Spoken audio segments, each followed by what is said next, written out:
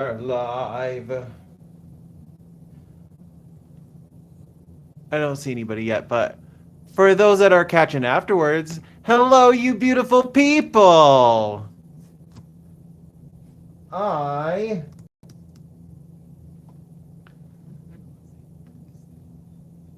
need to get some stuffs done so that I can start painting.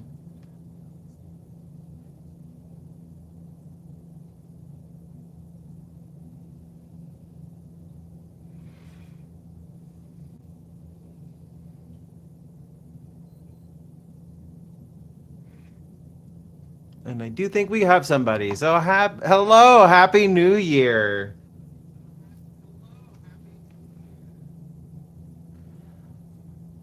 I do believe that means I could get started on my painting. It seems everything is going good. Hello, Spins. Happy New Year. I need to get started on this field.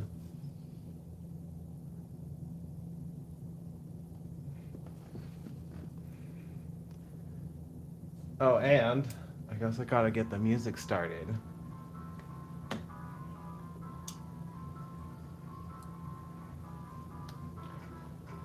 Alright, I think I am ready.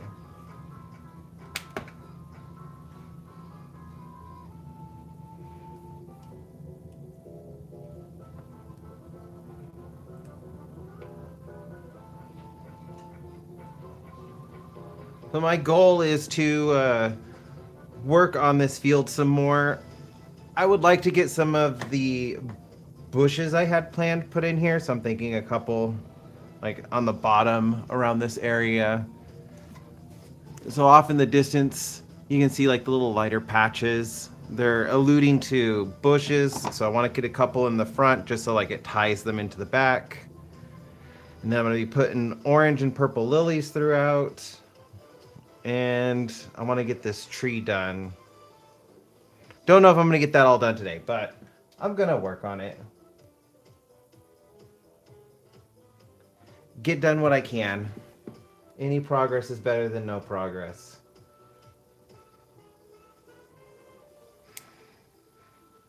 Make sure I'm in the frame.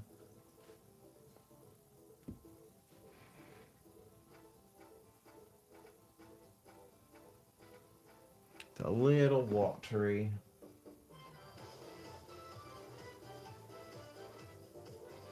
Just let me know if the music is too loud. If you guys can't even hear it. I don't want to drown my own voice out, but something pleasant to listen to.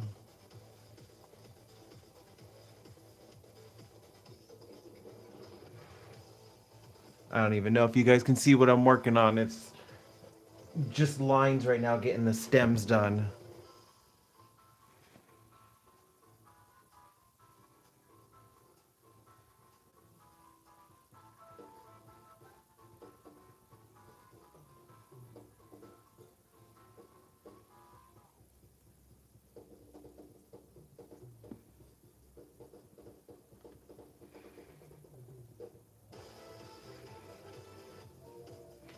Anybody in chat got had any plans for the New Year's? Any goals you're working towards? I think my main goal is to try to get my stress eating back under control. 2025 was not kind to my stress eating habits.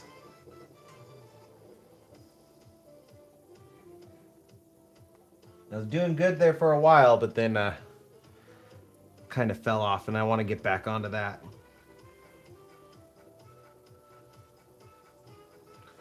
Hello, Rory. Okay, so this is what I use for my paints. It's kind of a jewelry organizer. I like it, and it does do a pretty good job. The only thing I'm going to suggest, they do make some without little gaps. I know it's a little hard to see, but there's gaps right there. So the paints do still dry out. This has greatly slowed it down. But if I get new ones, I think I'm going to make sure like there's no gap between the hinge and the pot itself. But jewelry organizers, I think, are fantastic paint pots because it just keeps your whole palette together. Don't have to worry about like I had single pots, but I was always afraid of losing paints because I'll sometimes take my paints out and like I'll paint in a coffee shop, and I'm afraid I'm gonna leave the color I need at home. So I like them all being together because then I can't forget one color if I forget them all.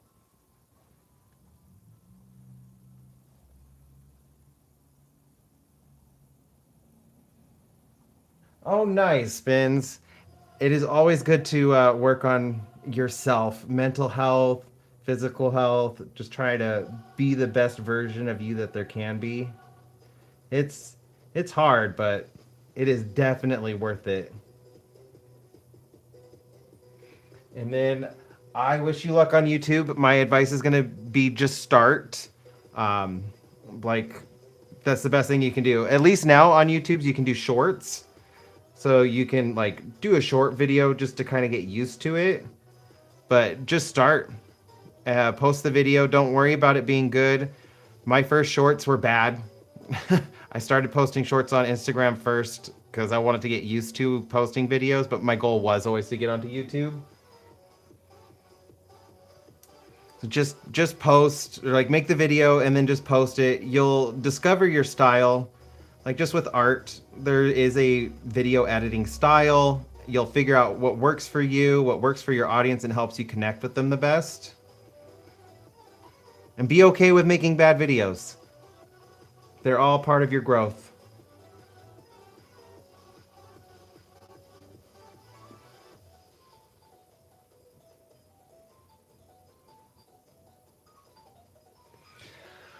That I kind of know what you're talking about. They have jewelry trays that are very similar. They're like little plastic hard trays with a silicone cover. I almost got one of those, but that was the only reason I didn't, was because you can't just open one. You have to have the whole thing open, and acrylic paints love to dry out. So that was why I wanted to make sure I could open one at a time. But I was having a hard time finding one where the entire thing's sealed. They exist. I was just in the store physically and got what I could find.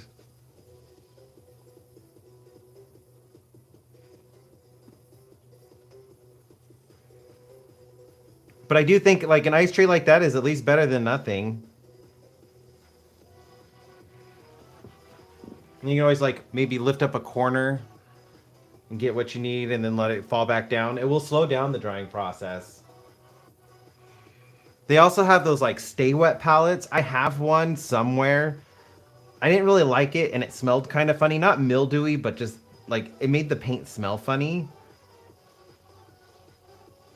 And I didn't like how it smelled, so I stopped using it. But that also worked at keeping the paints wet and fresh.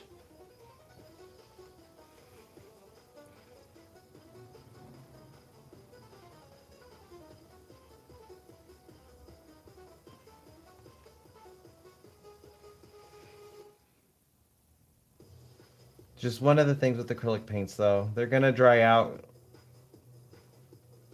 But every medium has its positives and negatives. Like I love working with oils, but even like the quick drying oils took forever to dry.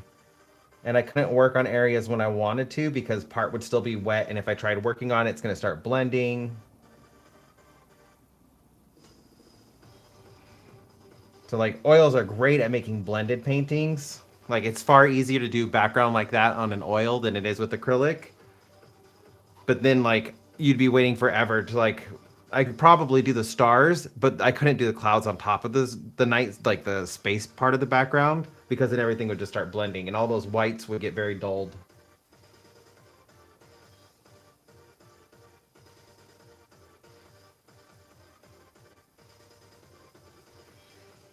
That will probably help keep everything wet. That's kind of how a stay wet palette works. You have like a special paper in it that holds water, and you let the paper soak, and then you use the palette, and all the paint you put on top of it will like that water will keep it wet. But the paints I find spread a little bit more, like because they're not divided up, they will intermingle with each other.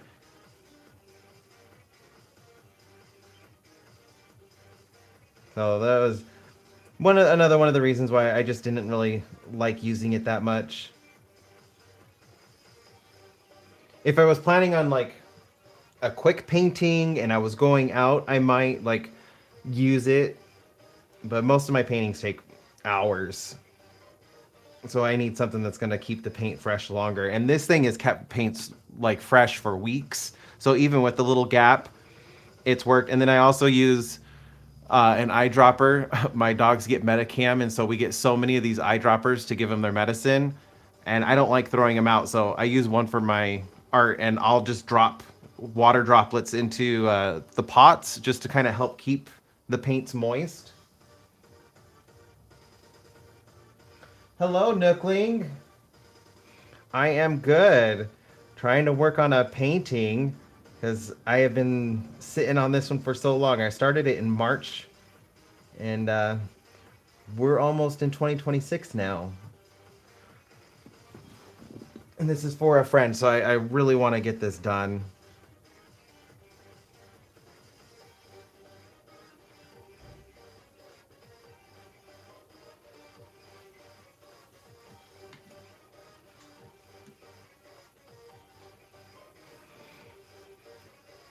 I do think it will work for what you're looking for, Rory.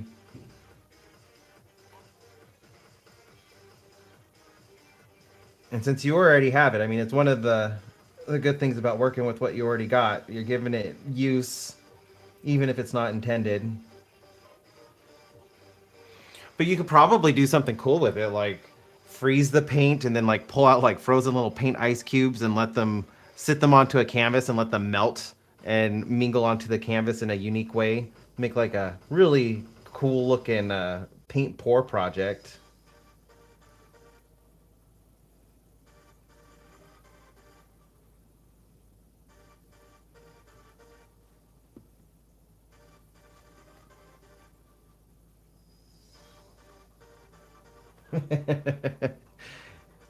Yeah, they do. I find the ones that like when I have a lot of intent I want to put into a painting, those are the paintings I find harder to work on. Like when I'm just working like with my like on my create this book, like I didn't plan this out. I just kind of like went with the flow and created that. Like I could create those paintings fairly quickly. It's the ones that I have a lot of intent on. They just make I work a lot with my emotions, so it makes it a little difficult to try to get into a space that I'm okay with to put into like the emotions I want to put in the painting. And since this is a memorial painting for my friend's nephew who passed away, like there's a lot of intent and positive emotions I want to put into this.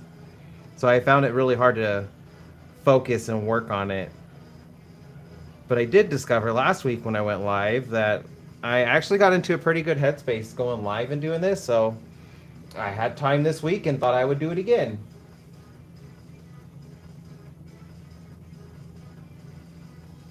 I don't know if they will melt fast enough to not dry out. That is a very good question. I'm really curious now. Maybe I will try something like that just to see a possible video idea, just doing weird things with paint.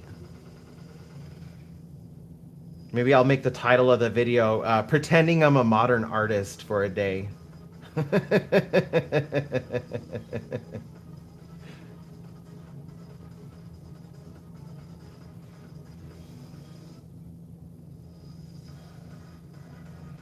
I'm hoping though, once I get this done, it will get me into a place where I can work on some other paintings. I do want to make a video of finishing paintings that I haven't worked on for a while. I tried doing like an ADHD hack where I turned it into a game.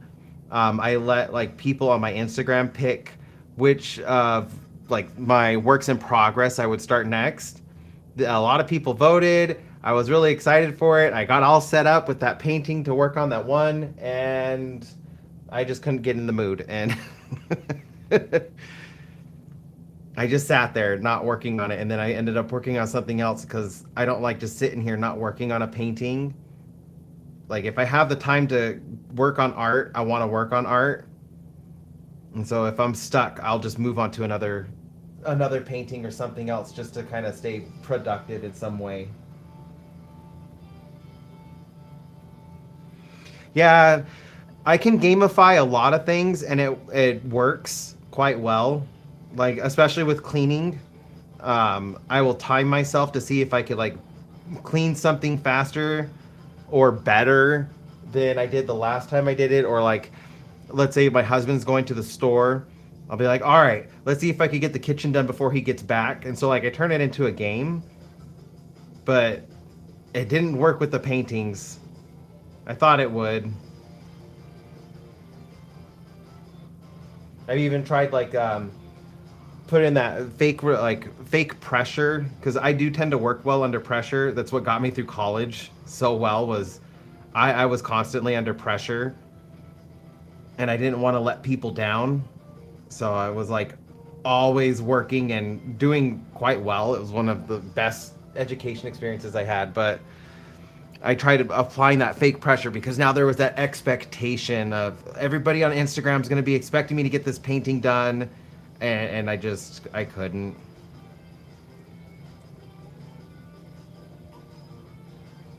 But this it seemed to work going live and working on this painting, so I like that. Like I'm working on it. You guys are giving me the kind of like helping me get the emotion and energy right that I want to put in this painting. Which are more like with it being a memorial painting for a kid, I want to put a lot of carefree, happy energy into this. So, like, the going live really helped, like, get in that mindset. Tapping into my own childhood, like, trying to remember things that I loved doing as a kid, which was, like, going over to neighbors' houses to admire their flowers, and I would just stare at them and smell them. I eventually got, like, a bug net, and I was catching butterflies as well. We had a little farm across the street from us, and they had cows and corn. And I remember just like loved walking through that field. I'd always get in trouble because I wasn't supposed to go into the field, but I'd always go into the field and get lost in all of the corn and play with the cows. They were all quite friendly. So I wanted to put like that kind of energy into this.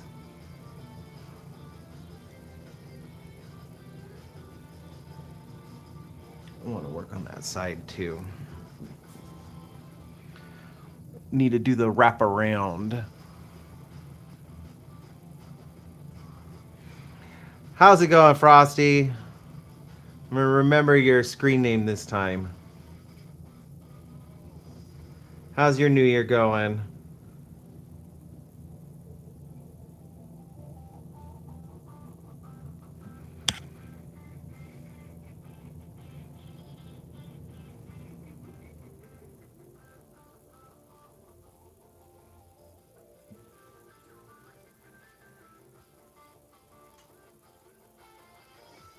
Glad to hear it.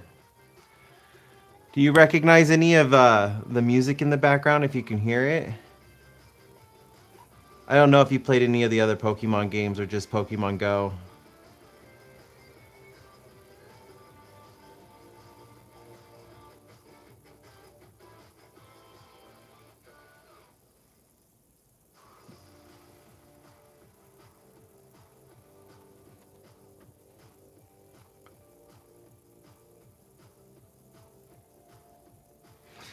It's Marnie's theme song from Sword and Shield. She's the one with the Morpeko.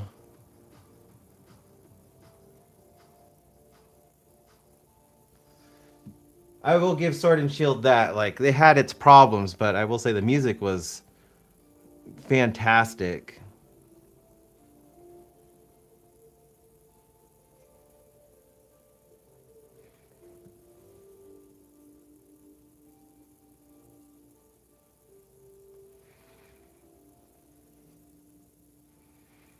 I mean, heck, it even inspired creepypastas. Pokemon's always been pretty good with music. Playlist I picked out, if you're curious, is a lot of Glitch Cities remixes. Ah, this is one of my favorite songs. This is Carmine's theme from the Scarlet and Violet DLC with Ogre Pawn.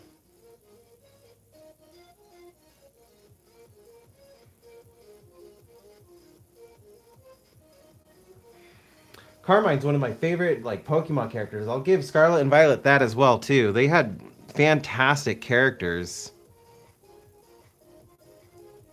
Glitchiest Pokemon game I've ever played, but their characters were fantastic.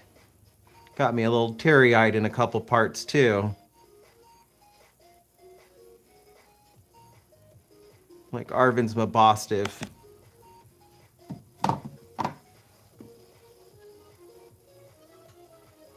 You're enjoying it more with your second playthrough now? Are you talking about for Sword and Shield?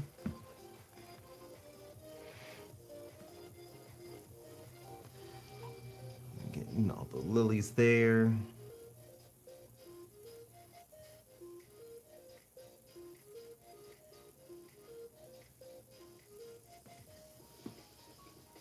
Oh, both actually. I need to do another playthrough of my Shield version. I had over 1,000 hours in my playthrough on my Shield. Most of it was shiny hunting because I wanted to do the playthrough with a mono bug type team, and I had to get all of the bugs shiny. So, like, I had a shiny Shuckle, Vespiquen. That one took forever to get. Joltik was another one that took freaking forever. I think I spent like 2 months trying to get a freaking shiny Joltik. You played Sword and Scarlet. I played Shield and Violet. Although right now I've been playing a lot of X Legends ZA. I was gonna say X and Y.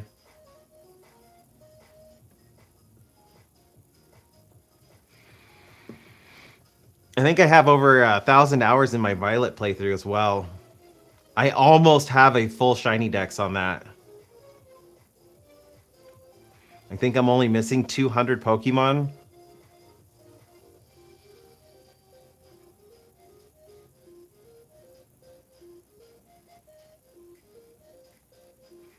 I also did almost all of the special raids. I have all of the Pokemon with the mightiest mark except Torterra. I missed Torterra and I was kicking myself over that one because I even had an alarm set so I wouldn't miss it, and I still missed it.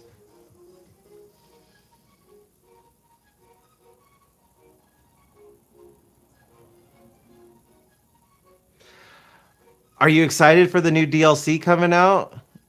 That was unexpected for Animal Crossing. I still have my original island, but I've been kind of like wondering, do I want to start a new island for the DLC?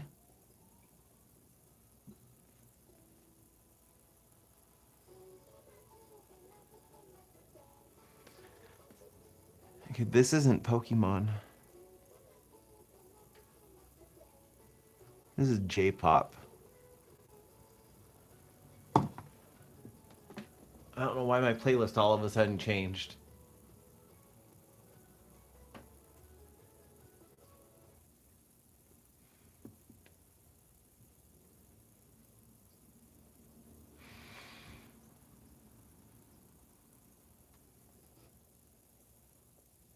I need to go back to my playlist.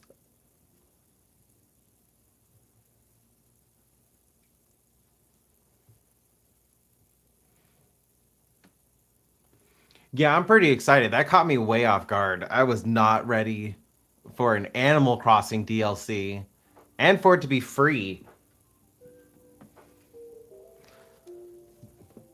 Like, I do love my Nintendo products, but I will say, like, lately it seems like everything has been so money grabby. So it's definitely nice to see like, oh hey, this one's free.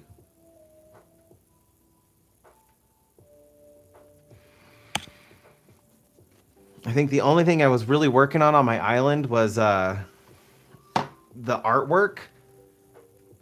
That's the only thing lacking from my museum. I got all of the fossils. I think I have all of the fish and the bugs. Maybe I'm missing a couple bugs. And then artwork. That was the big thing I'm missing.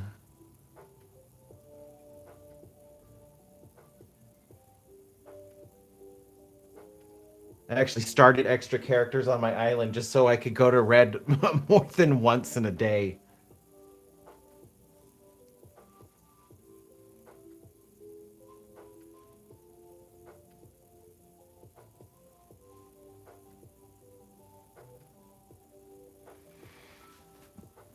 No, but now I'm thinking about it. I'm like, I have so much on my island. I don't know if I want to restart. Like, I think I'm only missing one piece of the Zodiac furniture. I've got like all of the gold DIYs. My three houses on my island are all themed. So, like, my main house is just kind of like fun and how I would want a house to be, like, if I wanted friends and stuff to come over. The other house, the character for that one, her name is Professor Kryn, and she's like an archaeologist, so her house is all set up for like digging up fossils and archaeological sites. I even like terraformed the island around the house to make it look like she's at a dig site. And then the other character, I don't remember his name. I made him an astronaut, so his whole house is like space themed. I use his character the least.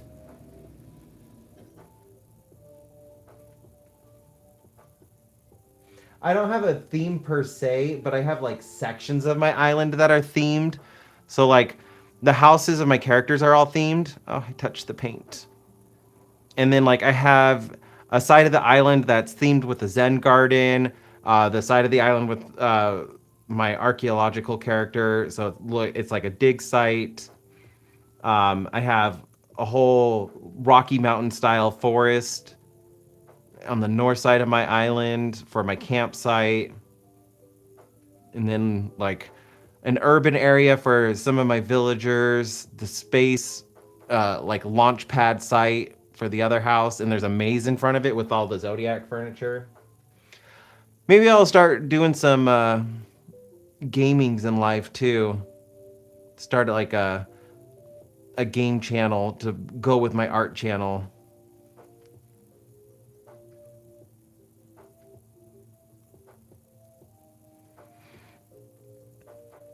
Yeah, I've seen some pretty amazing islands, and I look at them and I'm like, oh, I could be doing so much more with my island. But at the same time, like I kind of like the layout of my island. It's fun to run around. I also have a Japanese inspired area, so there's lots of bamboo and like all of the sakura furniture, and that one's outside. And I'll see my villagers over there the most because I have like picnic stuff set up, and I made the ground look like it's covered in sakura blossoms. So like it's just a pleasant area to be in, and my villagers like going over there a lot.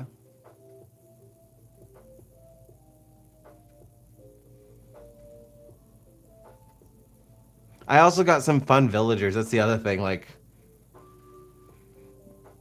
I think my favorites are I have Chief the Wolf, and he's so grumpy. Not as grumpy as he used to be, but like I love having him on my island. And then I also have Coco. I was thrilled to death when I found Coco. She's the gyroid rabbit, so she's got soulless eyes. And then I also got like Ketchup the duck, who looks like a tomato. And then I also got the new character Judy. She's like the little like blue and pink gummy bear. And I kind of don't want to say goodbye to them because I really like having them on my island. do a gaming channel. If I do a gaming channel, we could play some games potentially together. That would be fun. Gaming again, although it's going to be a little different than Pokemon Go. Hey, doing a gaming channel, maybe I'll go out and do Pokemon Go again. Because I could spend days like going to an event and live streaming it. Just have to make sure it's not in the summer because our summers are hot and my phone already overheats playing Pokemon Go in the summer. Chief is on your wish list. He's a fun character. I will say though, his house I was kind of surprised by, because it's like a back alley of like if you're in New York City, what you expect the alleys between the really tall buildings to look like, covered in graffiti and garbage. That's the inside of Chief's house. I was not expecting that. I was expecting him to be a little bit more put together. I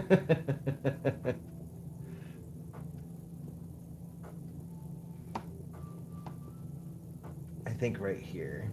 I actually also have another wolf, Freya. She's the pink and blue wolf.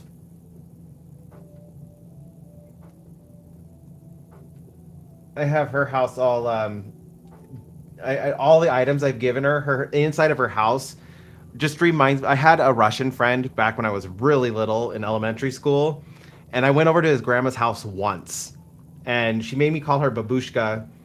I think it was Babushka Rose. Anyways, that's what the inside of Freya's house looks like to me. It just reminds me of a Babushka's house.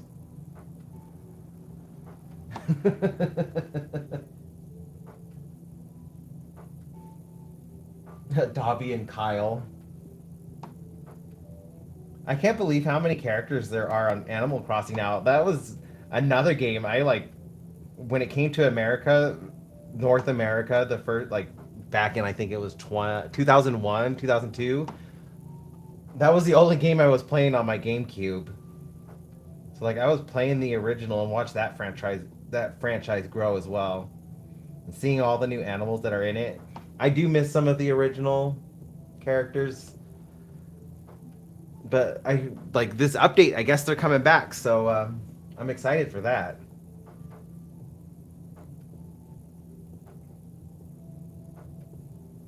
I think one of my very first neighbors I think his name is Boris, a grumpy pig villager.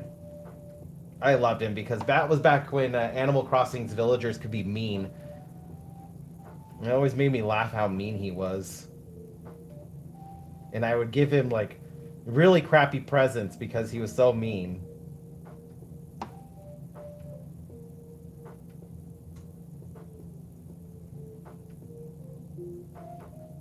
Okay, Knuckling. I hope you had a wonderful new year.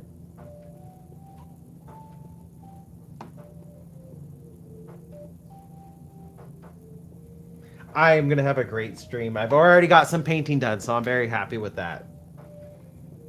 You have a good night. I know it's kind of late for you over in Europe.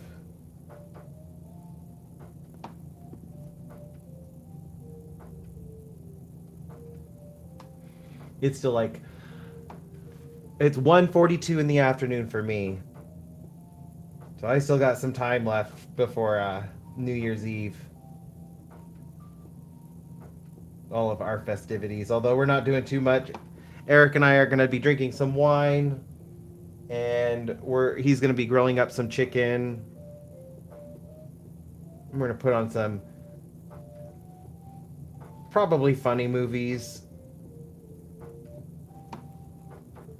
He's been wanting to watch like Last Holiday with Queen Latifah.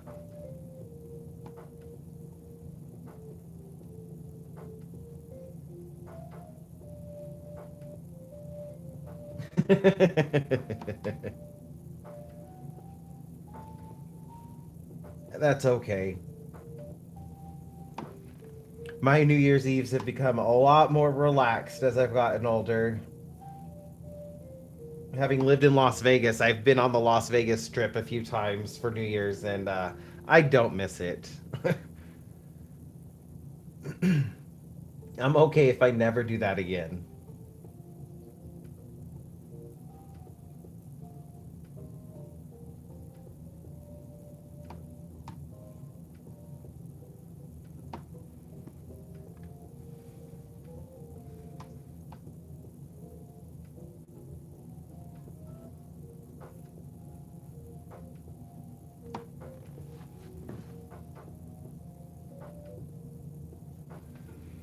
I'll say I typically make it to midnight, but like I typically go to bed between midnight and 1 a.m. my time. And then I'm up at like 6:37.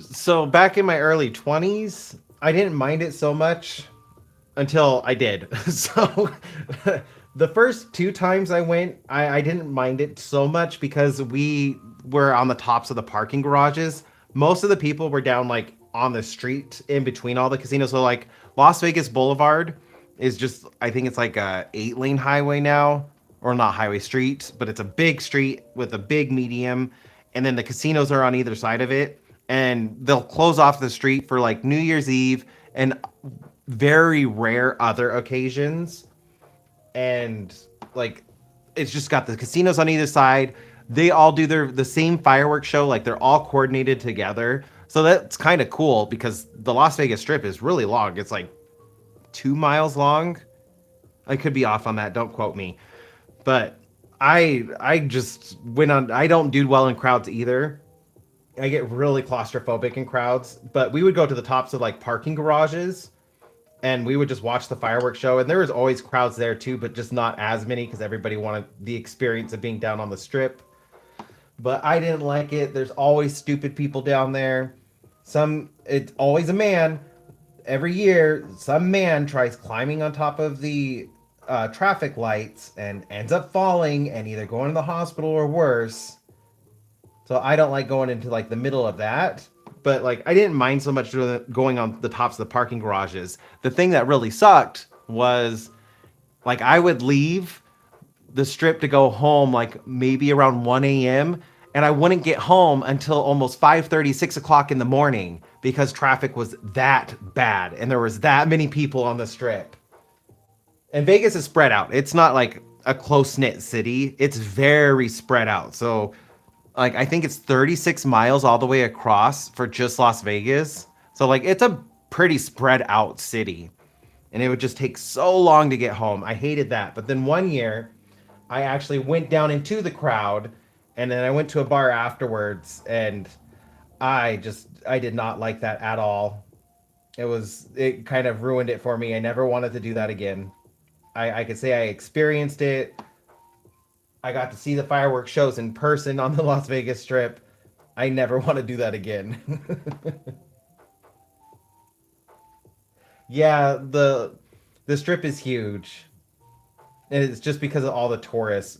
And it's like the only street in Las Vegas that is maintained properly because all of the other streets are just always under construction. There's always something wrong with them. Everyone would joke that the state animal is the traffic cone.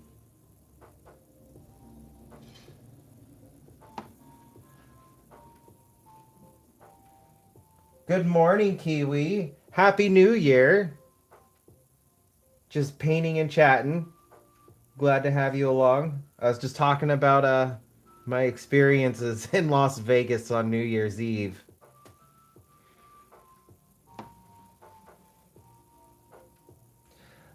So they used to have crosswalks. Too many pedestrians were getting hit and killed. So they ended up doing pedestrian bridges, and they're all throughout the strip, like from one side to the other. There were also a couple monorails at different points in time. I think only one is still open that goes from like Monte Carlo to the Bellagio. Oh no, they have. I'm thinking of like those are like the tram monorails. They have an actual monorail too, and that one goes down the street, which you kind of have to do, especially if you're there in the summer, because it gets up to like 115 degrees, and it is such a dry heat that you will get dehydrated so quick. So like they had to have like monorails or and something for the tourists because too many people getting heat stroke, not staying hydrated enough.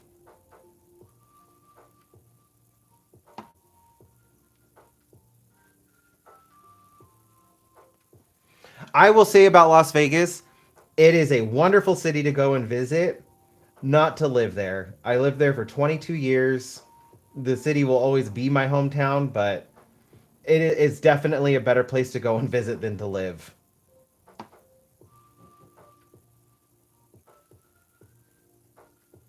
That was just playing through my head when I said that too.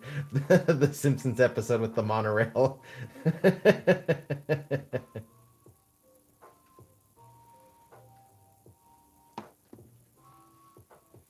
But you definitely need the monorail in Vegas. It's just too hot. And I used to walk in that summer heat willingly. I still kind of do here in Reno because it does get over 100 degrees here, which is like 38 degrees Celsius.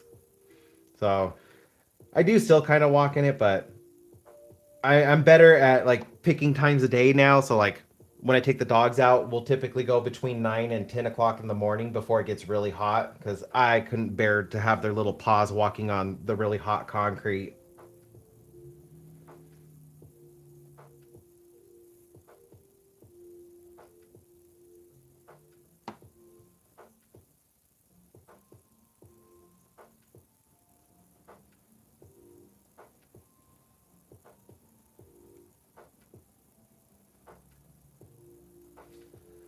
Just drink lots of water, Kiwi.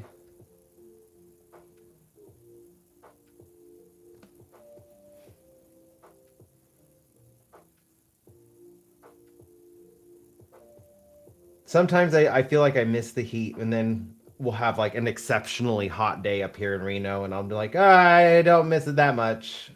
But like days like today, it's oh, I want to say like 8 degrees Celsius right now,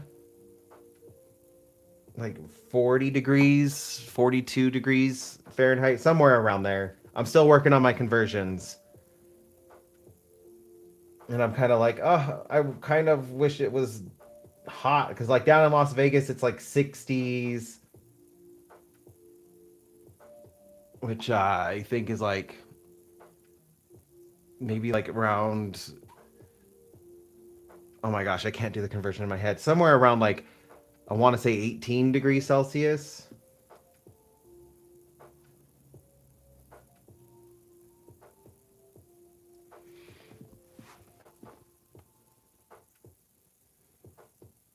Yeah, it's gonna unfortunately it's gonna keep getting hotter.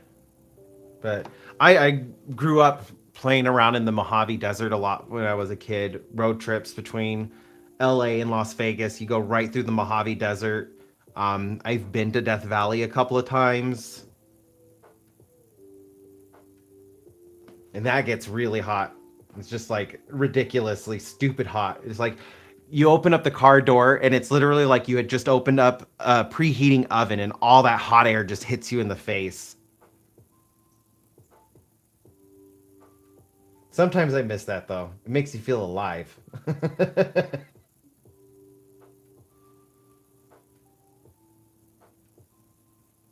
And then you want to go right back inside because then you're like drained and it just steals all your energy.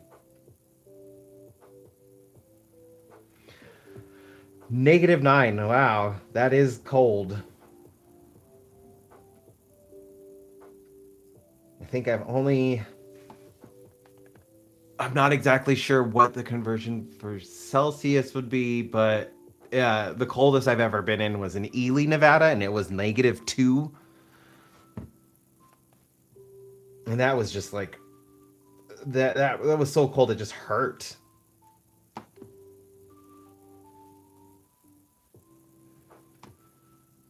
I applaud you for being able to put up with that because yeah, that's cold.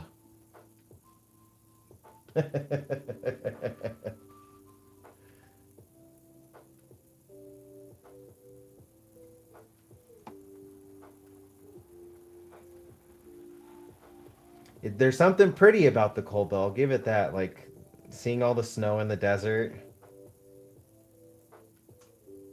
it just hurts. I've got arthritis though in my neck and in my back. It's like I feel the cold. Today I was struggling to get up because we were in the we were in the 20s last night. 20s Fahrenheit, so like probably like -2, -3 Celsius. Not like ridiculously cold, but I woke up this morning and I was like, I'm hurting. I can feel the cold.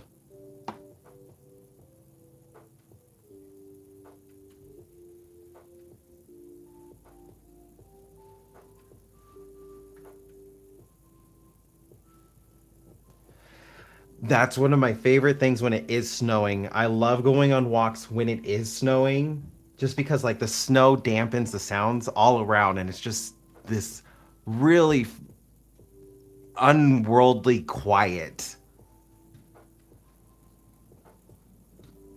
Really kind of like makes you sit and admire the moment.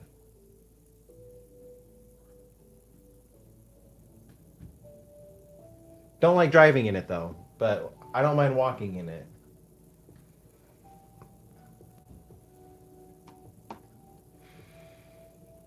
But I recognize though like I didn't grow up with snow in Las Vegas. The entire 22 years I was there, we got snow one winter, and it was literally a quarter of an inch of snow that lasted for 2 hours before it fully melted away.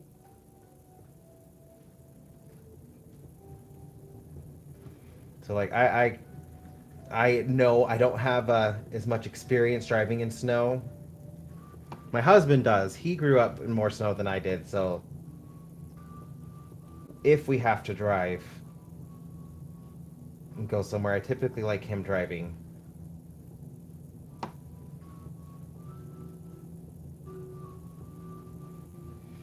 No worries, Kiwi.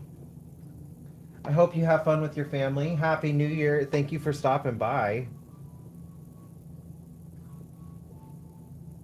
It was nice chatting with you.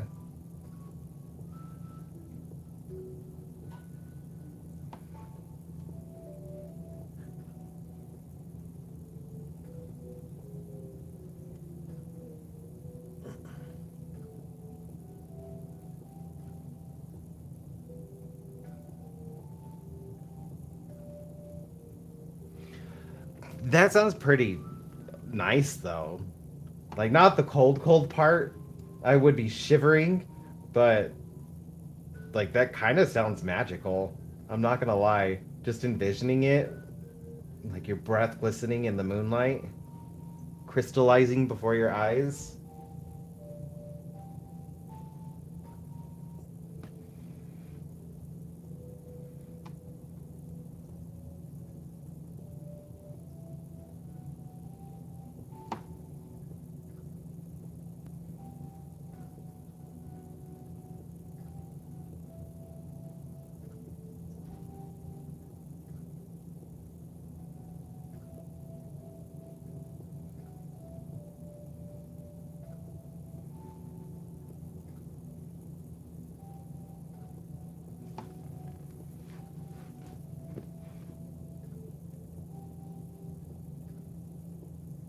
Kind of make me want to do a winter painting. I haven't done a high detail winter painting yet. To tell you the truth, I'm really intimidated by the idea. I want to do it, but it's going to be a lot of white and using very, very soft colors to create what I want to create. And that's just so much white that it's kind of intimidating. Like, how can you How can you create what you want to when the color that you're already using, the white, is on the canvas, and then I have to like basically plan out the shadowings around it?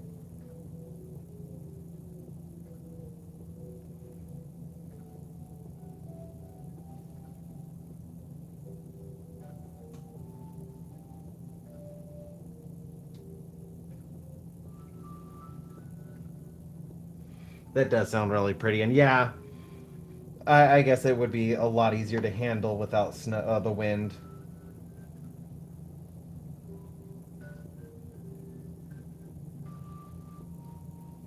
The same goes for like with the heat. It's a lot harder to handle with wind. Got somebody like pointed a giant freaking hair dryer right at your face.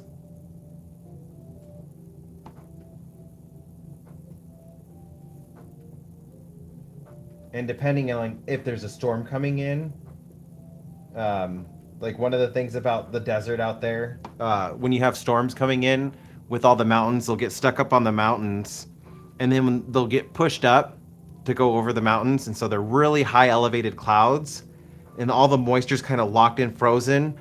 But as the clouds start to lower, all that ice crystals start to melt, and it will just create a sudden downpour where the rain will just suddenly drop out of the clouds with enough force that like if you're walking in a sandbox and you slam your foot down really hard, it will create like a little dust cloud around your foot. Think of that, but on a giant scale with a rain, with a storm going through, with the rain coming down so fast and so hard all at once. It'll create giant dust storms that actually travel in front of the storm going outwards. They're called haboobs. Getting caught in one of those sucks. They didn't happen in Vegas too often, but enough. Just like up here in Reno, we'll get them every once in a while. But every single time I've been down in Phoenix, I've gotten stuck in a haboob.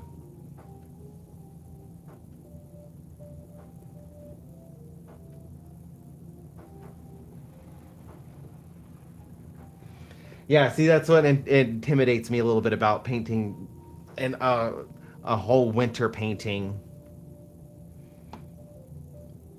It's just trying to. White is probably my weakest color to create with. Like I can do darks really well.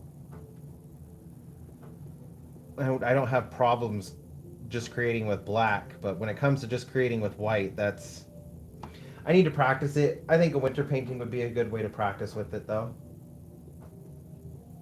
Yeah,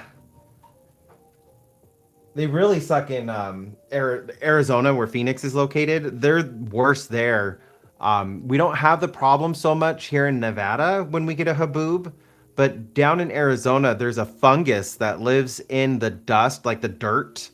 And how it spreads out is from haboobs. It evolved with haboobs. So like when those dust storms are created, all of the spores release from this fungus, but it can make you really sick. Like there's just a like a special illness down in Phoenix because you'll get the fungus in the dust, and so if you breathe it in, then the fungus is in your lungs and can make you really really sick.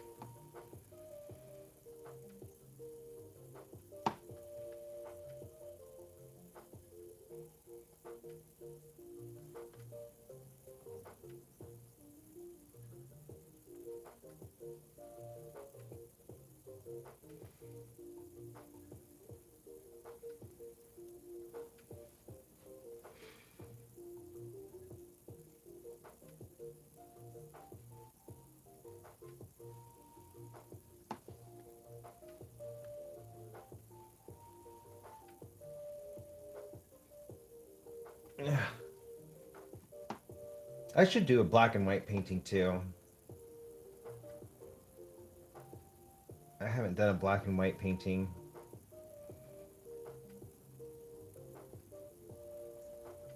Like imagining a world without a sun,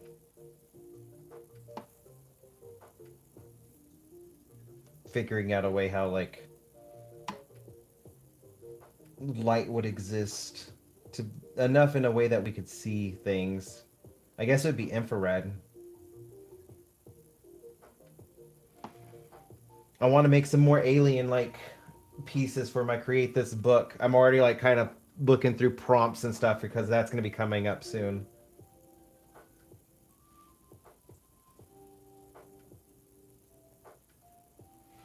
Yeah, it's how fungus will get you. They are everywhere. And those spores, they can live for a really long time. I don't know if it's really alive, but they can like wait to take root for forever.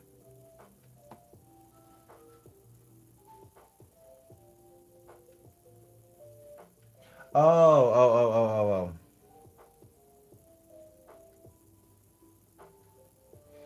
Yeah, I probably wouldn't do just the grays though.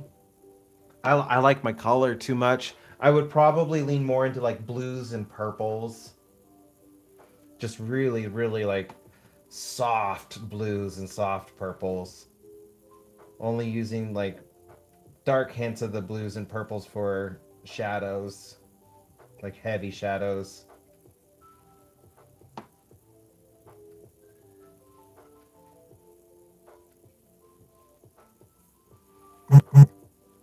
That's probably what it will end up being. A nighttime painting because I do love my stars.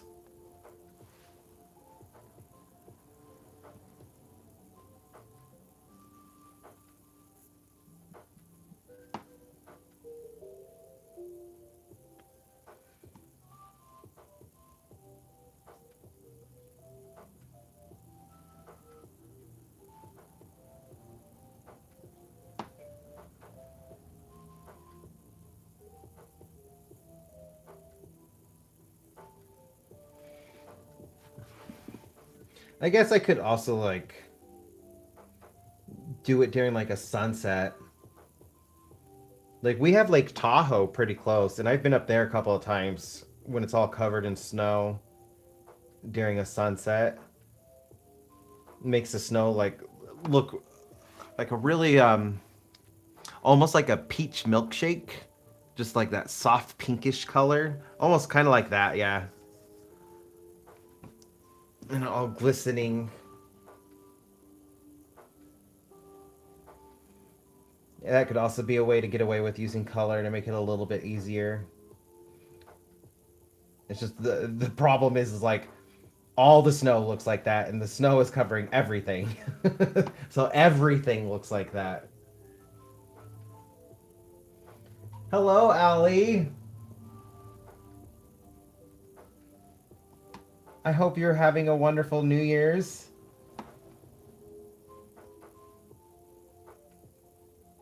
Oh, nice. I still got 10 hours to go for me.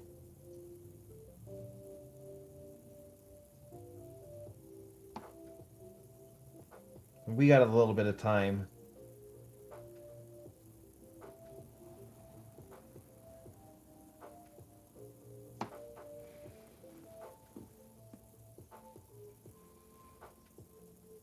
I'm actually gonna have to probably around 6 is when I'm gonna start like putting on just live feeds from other parts of the world. I kind of had one going earlier, but the dogs were distracting me that I couldn't sit and watch it. And then I wanted to go live, so I figure I'll just wait and we can start watching like the celebrations around the world around 6 o'clock our time.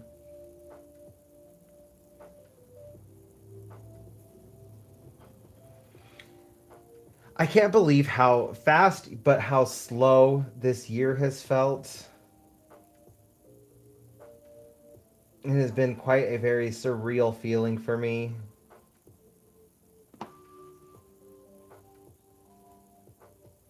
Thank you, Ali.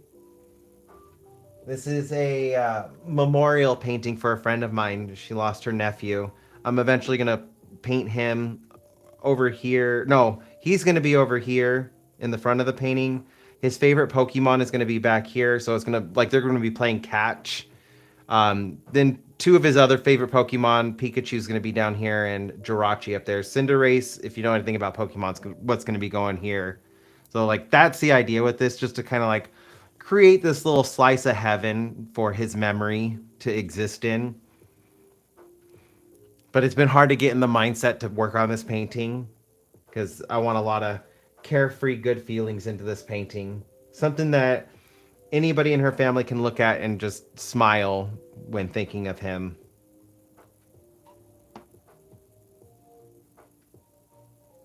So that's why the sky looks the way it does. Like it's my kind of interpretation of like what a heaven's sky could look like. I like the pinks during sunset and then like just the openness of where the light isn't actually blocking out the stars and you can still see them all.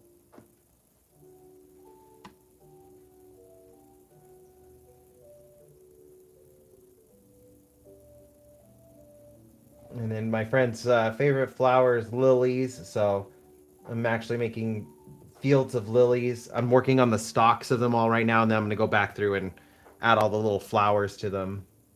They're all going to be purple and orange. You can kind of see the dots for where they're at in the background.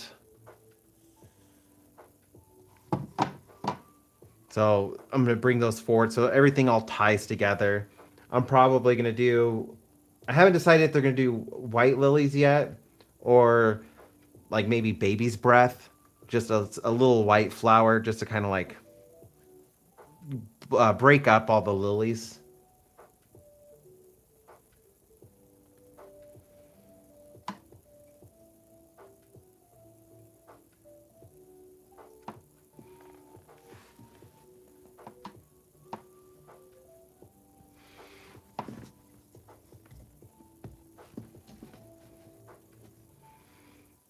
I don't know when I decided I was going to paint the sides of this, but it would have been so much easier if this canvas wasn't already attached to a frame.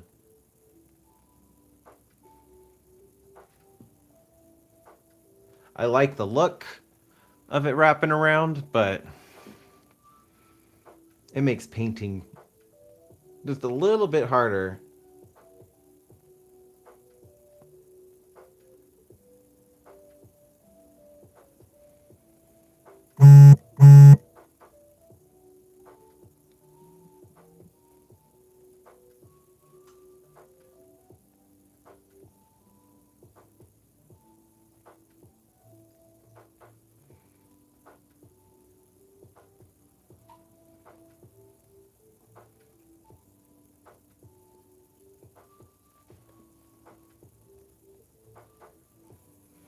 At least lily stalks are like easy to paint. I touched wet paint again.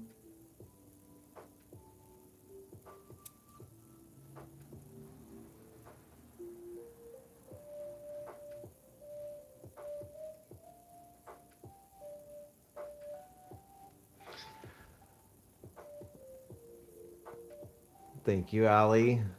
I'm hoping so. It's gotten me stuck. I get in my own head and I'm afraid I'm gonna like mess it up, or I don't feel like I'm in the right headspace to work on such an important painting. And I've worked on other things before and it's just kind of like this is one of those paintings where I'm like I need to finish it. I'm getting in my own head too much.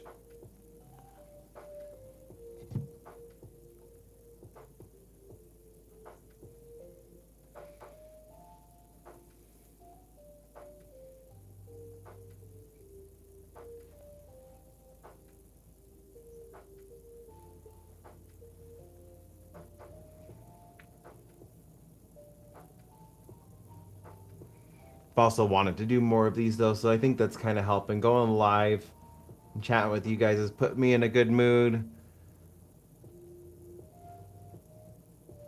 And then it's been a minute since I've done a high detail painting. Not since my hoops and hip hop painting. It's a couple months.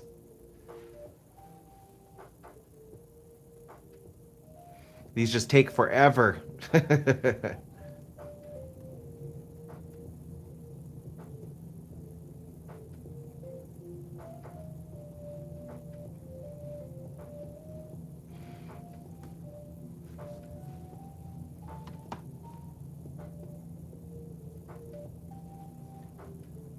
But it kind of makes it fun doing these high detail paintings because, like, every flower stalk has been intentionally placed, and then all the flowers are going to be intentionally placed. So, like, it almost feels like I really am creating this world.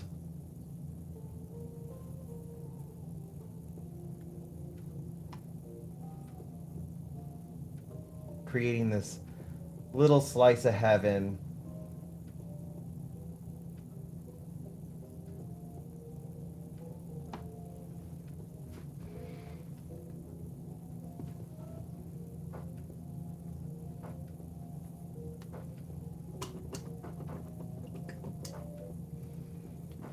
Now I need to plan out where I'm going to put some of the bushes. I'm going to hold off. I think I am going to do baby's breath now that I said it. Like, I'm envisioning it more, and I kind of like that idea of it being baby's breath. So wondering, like, should I work on the little bushes first?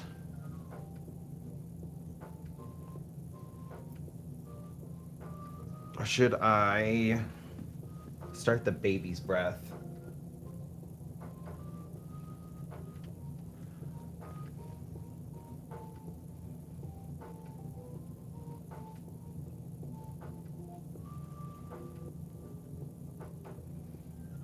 Which means I need to look up the plant so I can actually, like, know how I'm going to be drawing this. Or painting it.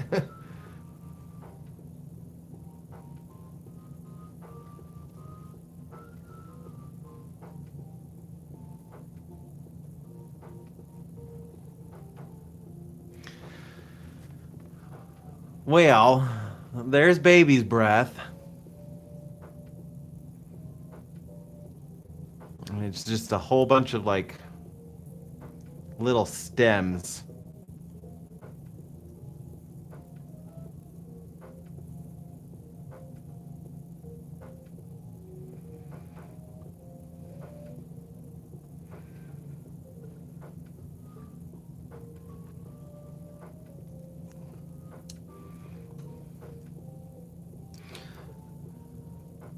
Well, I don't know if it's going to make it easier or harder to paint.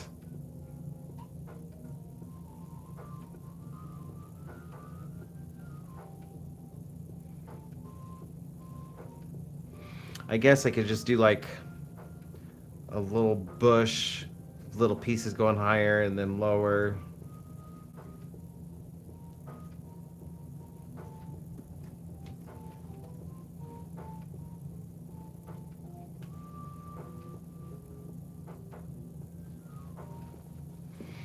I think I'll just do that. I'll get some, it'll go with the bushes. It'll help create different heights within the foreground.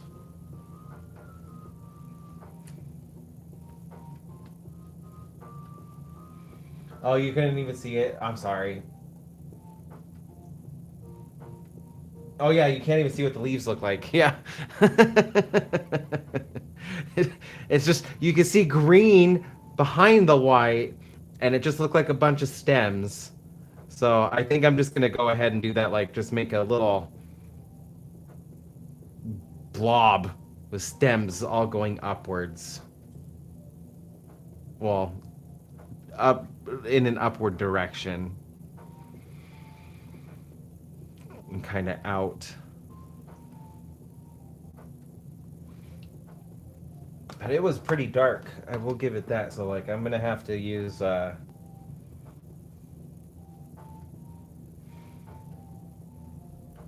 think I'll have to use, like, a phthalo green. I don't normally go that dark.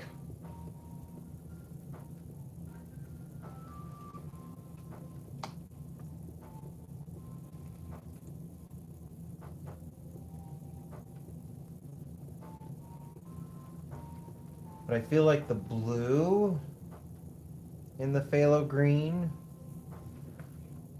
will, like, help tie in parts of the sky.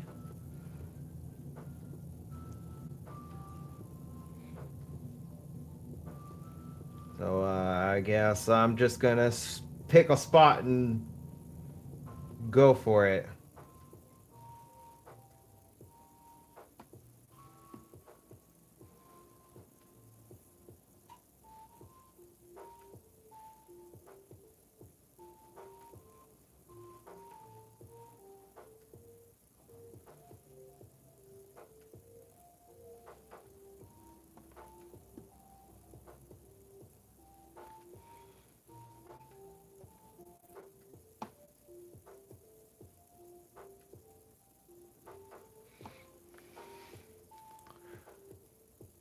I don't know if you can see the difference on the camera between the two greens.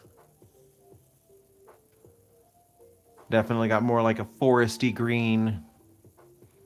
The actual color I used is hooker's green, but like I like forest green a little bit better. I don't want to shame the green.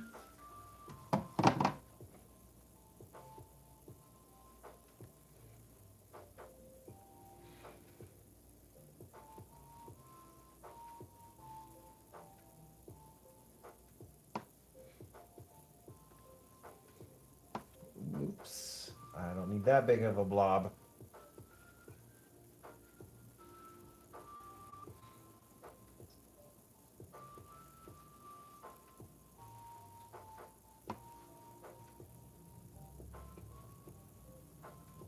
Okay.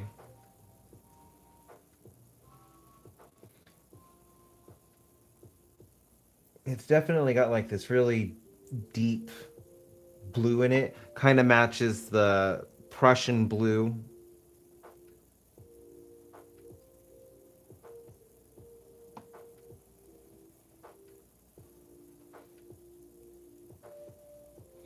I think I need to watch more of Becca's videos. Was it Becca with the brush? The one that goes into the history of paints and has a paint collection that I'm a little jealous of because it's kind of cool.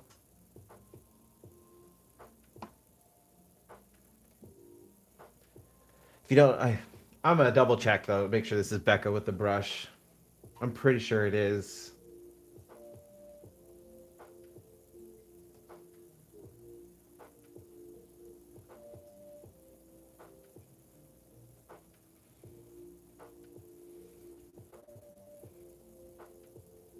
A brush with Becca. That's it.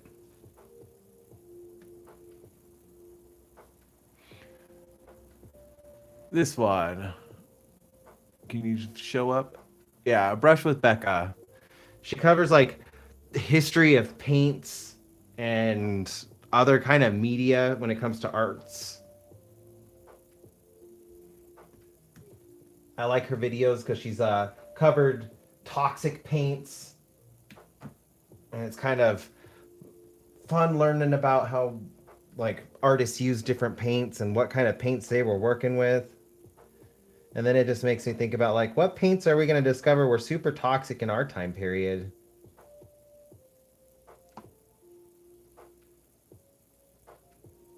It's like all you can do is just feel bad for those artists because they didn't know. They didn't know how bad some of those materials they were using actually were.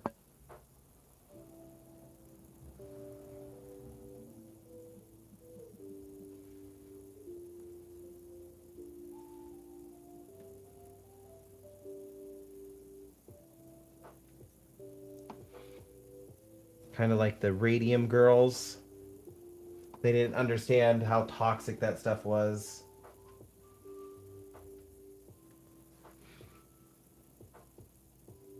Putting the brushes in their mouths so that the brush would come to a point.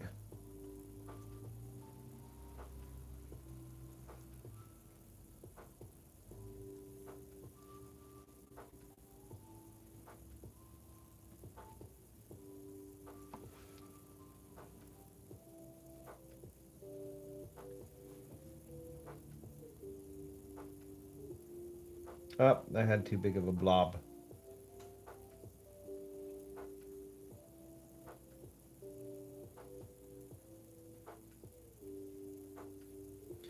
Can I save it?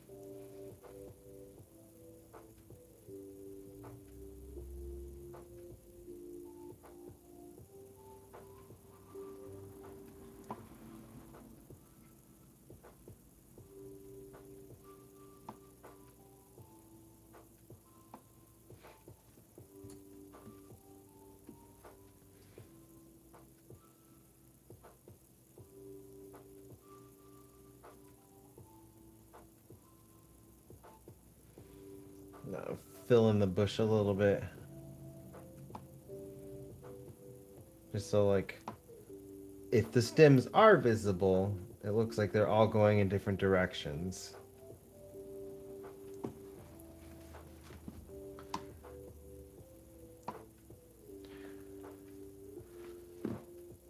I almost feel like I need to create a wash and kind of like go back over some of these little white spots just so the phthalo blue looks like it's tied in better.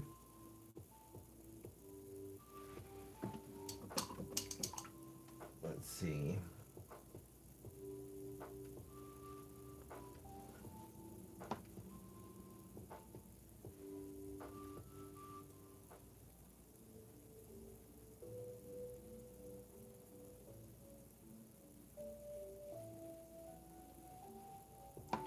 Probably gonna have to go back over the white.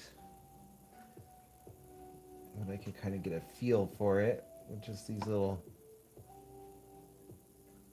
areas in the front.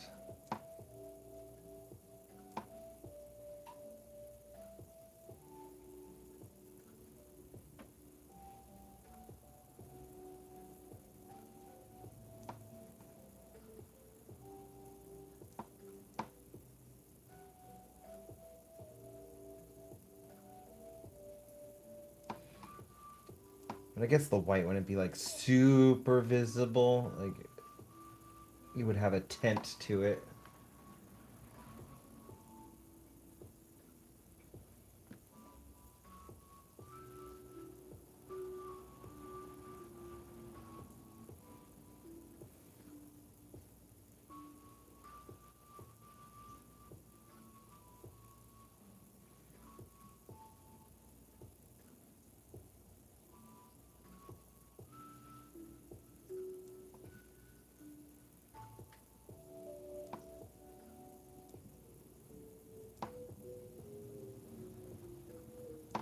Kind of adding in some variation in the background. I like it. I like it a lot. I'm happy with that.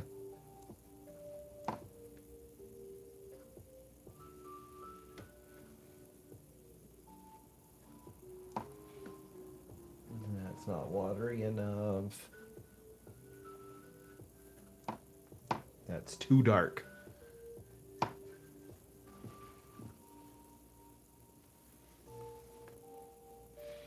Yeah, and the white still pokes through. It's still too dark.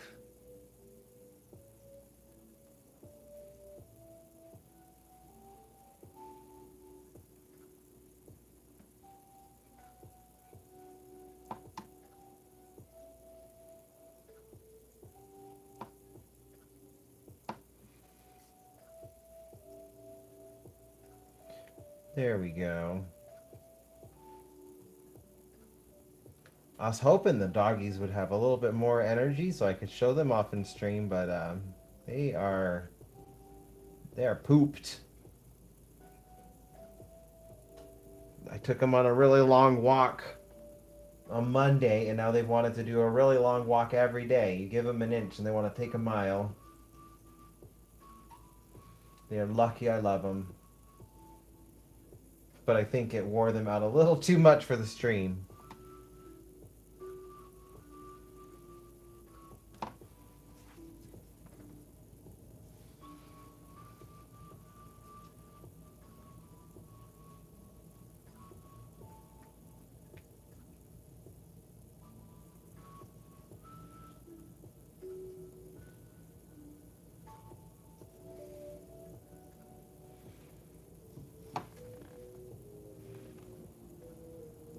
You are too dark. There we go.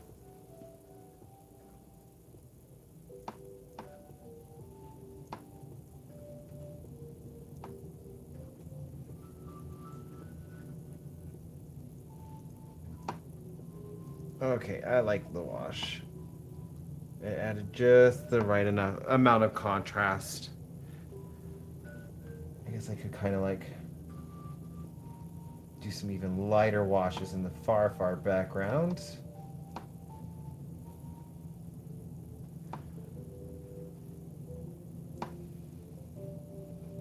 Just so it looks like there's even more variation.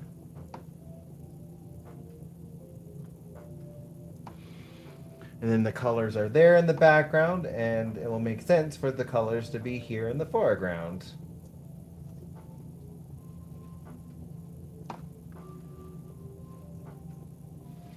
Hi, Jay. Thank you so much, Jay. Yes, tired pups are good pups, especially because I'm worried about fireworks. Baxter doesn't seem to mind fireworks too much.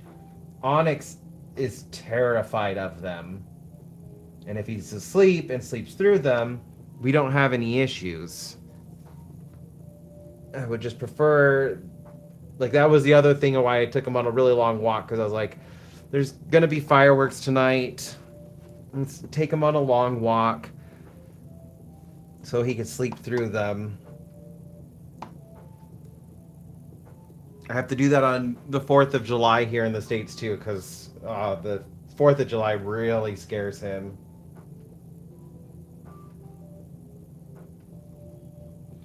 Thank you so much, Jay. I appreciate it. Trying to knock out as much as I can on this. Give the camera a better view.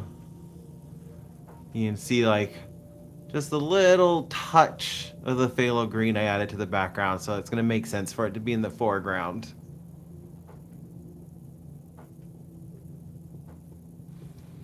And get all the plants done, the base plants, and then I'm going to add in all of the flowers on top of them. And then I'll put in the characters afterwards.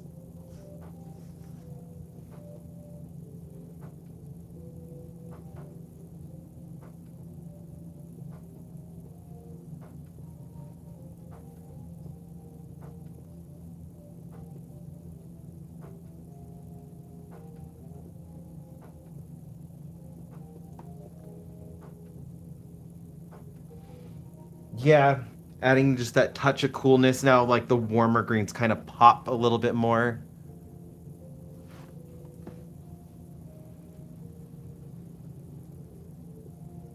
Gave it a little bit more dimension.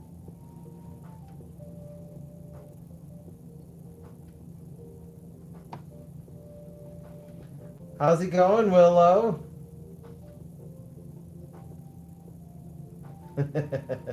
I am happy to have you along. I'm going to try to do like a 2-hour stream. I might go to 3. Just depends on when Eric thinks he's going to be able to get out of work.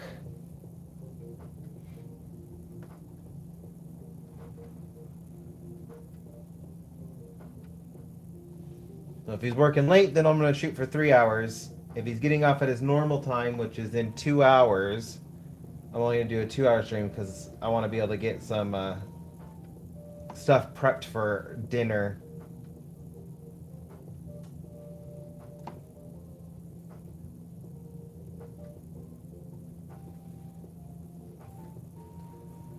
We'll hopefully sit in here while I do some art, and maybe if you do some art yourself, we'll kind of help you feel a little bit more grounded. I know you've been going through a lot.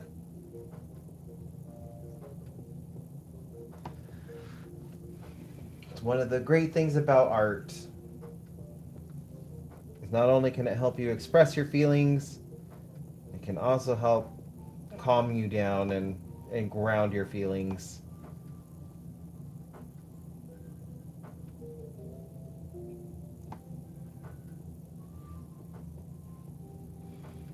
Yeah, I'm a big advocate for art therapy.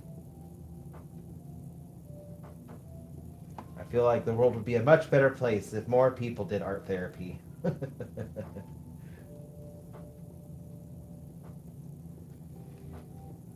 You working on one of your diamond paintings?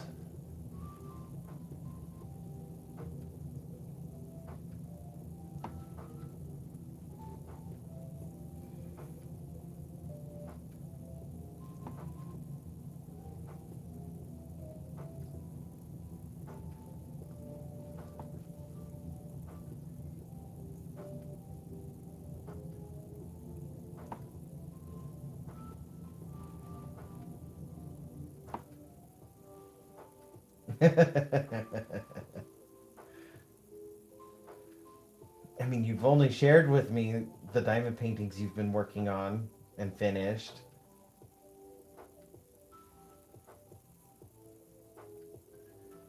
I think it's so funny though.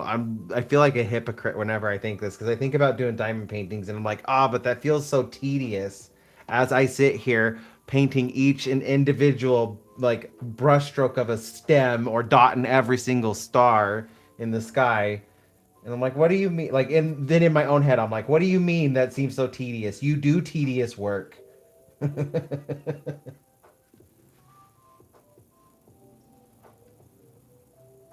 Ooh. So like, is it a stained glass like you can hang it in a window and it's gonna catch the sunlight, or is it like stained glass where it's an image done in a stained glass style? Because that sounds really pretty.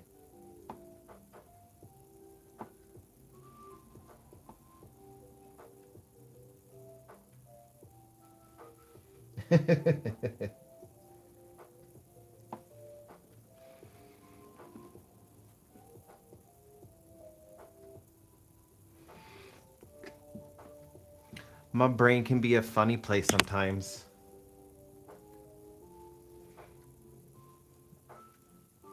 It's a pug. Oh, that sounds cute. Let's go. There we go. Figure out how I'm gonna bring this onto the side, and I'm doing it too thick. Oh well.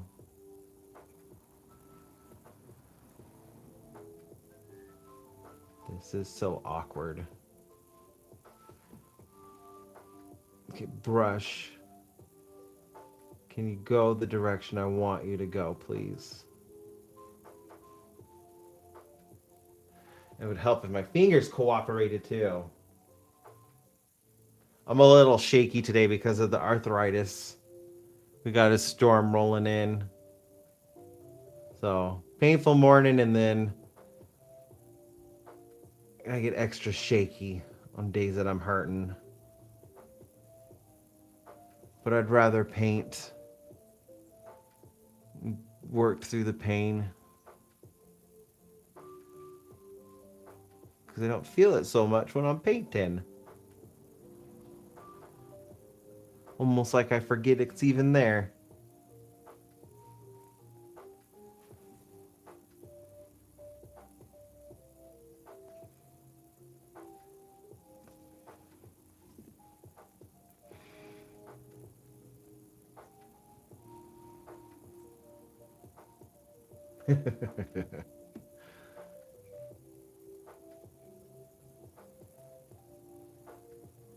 I do my best to work through it.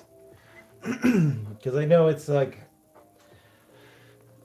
I have my bad days where I feel like I can't do anything because of the arthritis.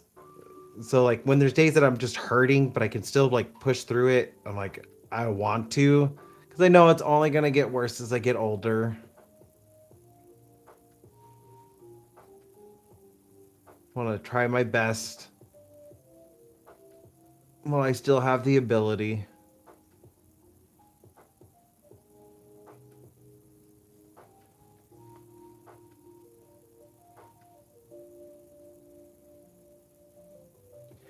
I have. It's like I do need to get some more, but the place that I get them, Costco, hasn't had them the last couple times I went.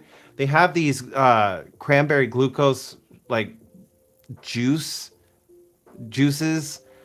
They tend to help, uh, but they haven't had any, and so I'm out and just been kind of trucking along with it as best I can. Most of it is from car accidents, though. So, a little bit of David lore here. I have been in 37 car accidents, 14 cars totaled, and I was the driver in one of them. Two of them. I was a passenger in all of the other car accidents. So, yeah, it's done quite a number on my spine and neck. Most of the car accidents have been confined to Las Vegas. I've only been in two up here in Reno, and both of them. Oh, I guess I was the driver in four of them. I meant like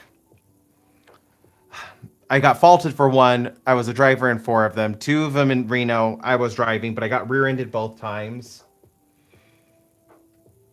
And then in Vegas, like, oh my gosh, all of the other ones have just been down there. The worst car accidents I've been in were all down in Vegas. Hello, Rebecca. You joined us while I was talking about my car accidents I've been in. Definitely like feeling it in my bones now.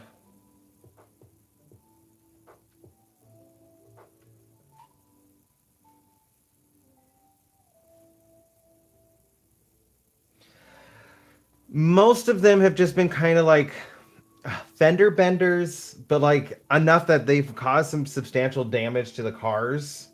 But 14 cars got totaled out completely. Like there was just no saving them. Only two of mine got totaled out completely.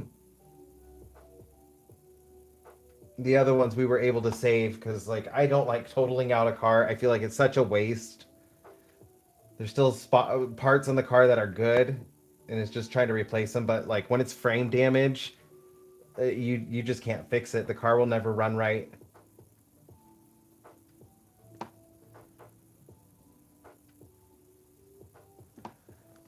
So I don't miss Vegas because of that. Like out of all of the cities I have been to, my parents lived in Kolkata, India for a couple of years, and I did go out and see them. And I've traveled through Delhi, Agra, Kolkata. Like Vegas has some horrible freaking drivers. Like I may not have understood all of the driving laws in India, and it kind of confused me when we would be going down a road, and then like all of a sudden it would hit 2 p.m. and then traffic started coming from the opposite direction on the same side of the road that we were on, and I didn't quite understand that, and it kind of scared me. But there were like no accidents. Like everybody knew how to drive. And then get like down in Vegas that nobody knows how to drive down there.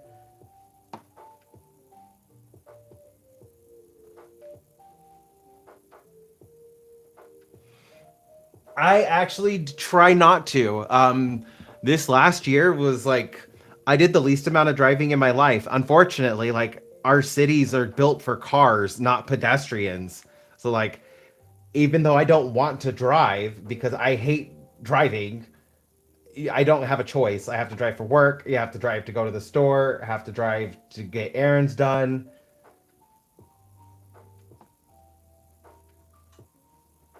Yeah, it's just I'm so over driving, and the fact that I've only been faulted for one. I only ever got one ticket for being at fault, and it was because I got rear-ended and I ended up rear-ending the car in front of me. So I got faulted for that. Like I was too close to the car in front of me. It is what it is, but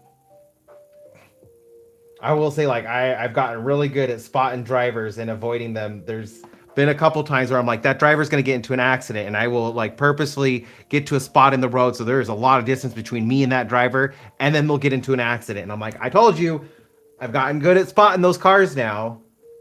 I hate that I'm good at spotting those cars, but at least like I pay attention. I can imagine it's getting bad down in Houston too. I have a friend in San Antonio, and she absolutely hates driving in San Antonio. She's saying the same thing. It's just so bad out there now.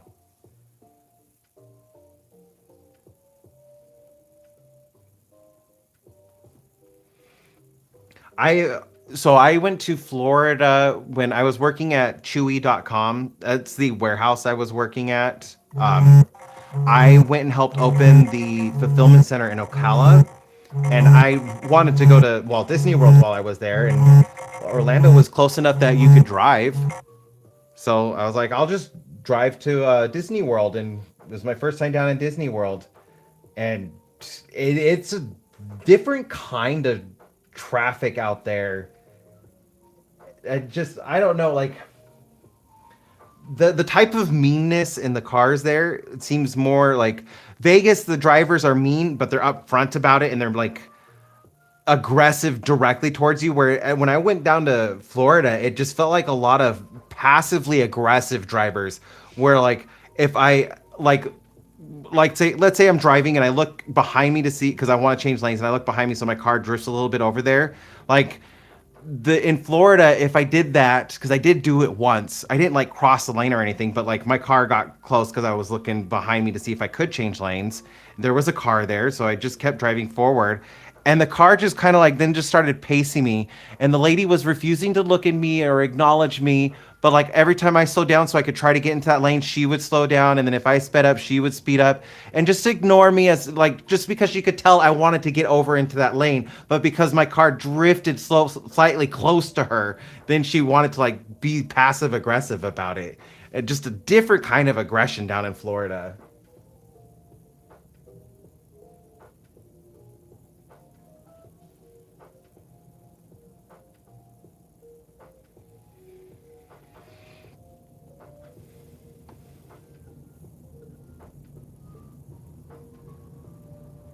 I definitely do not miss that.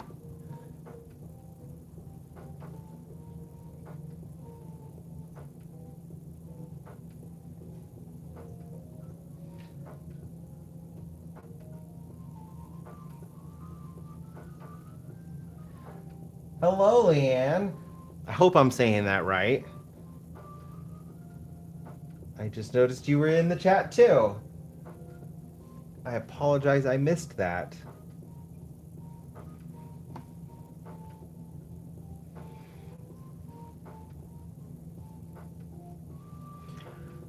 We have lavender calming treats, but they're like one of the only treats Onyx doesn't like, and he's the only one that has issues with them.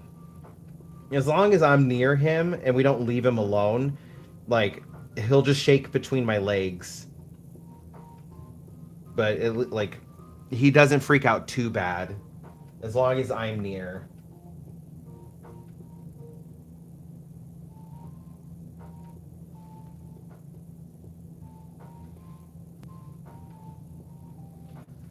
Oh, nice, Rebecca. I think you might need to hit the live button again.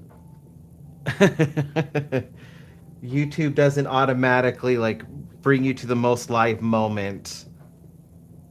But if you get behind in the chat, I'm not sure what side of the screen. I think it's on this side, right here somewhere. You can hit that and it will catch you up to the live moment.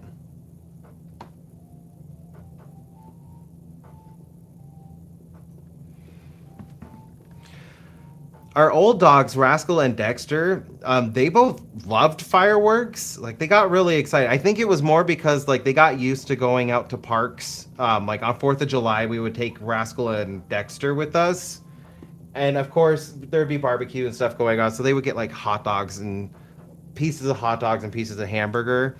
So I think like they started associating the fireworks with barbecue and treats. So like I feel like they were fine with them. And we try to like include the dogs with the holidays just so like they're not so scared of change and things going on. But I don't know what happened in Onyx's past. He does not like them at all. It doesn't matter like what we try giving him. We even got like a weighted doggy vest that you could put on that's supposed to help comfort them, and he takes that off and he doesn't like it.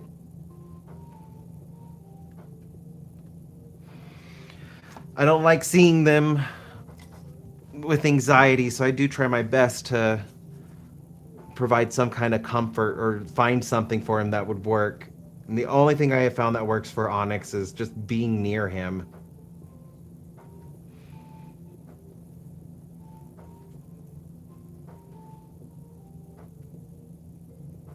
which is fine. Like, I don't mind. I don't have to go anywhere for New Year's Eve.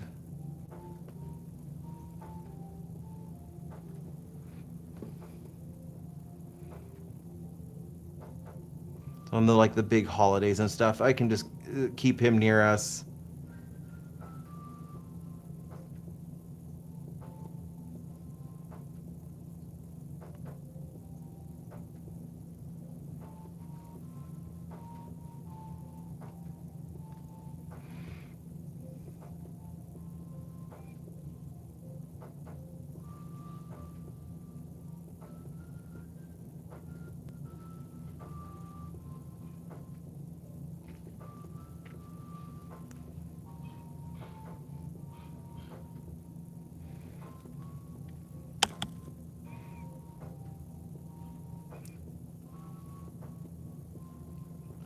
don't want it to look too manicured, but I don't want it to look like overly messy.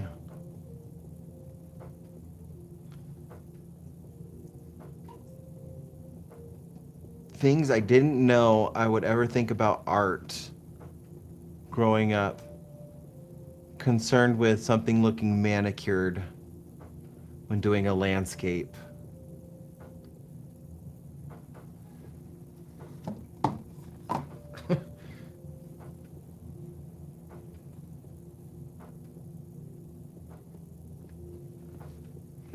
It's actually one of my bigger struggles with trees when I do landscapes.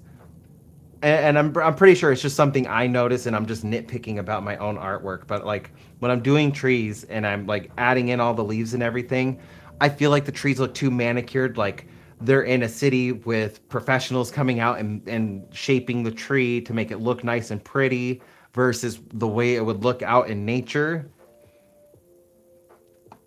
And then I get in my own head like, it doesn't look natural enough anymore. It looks too manicured. That's not the look you're going for.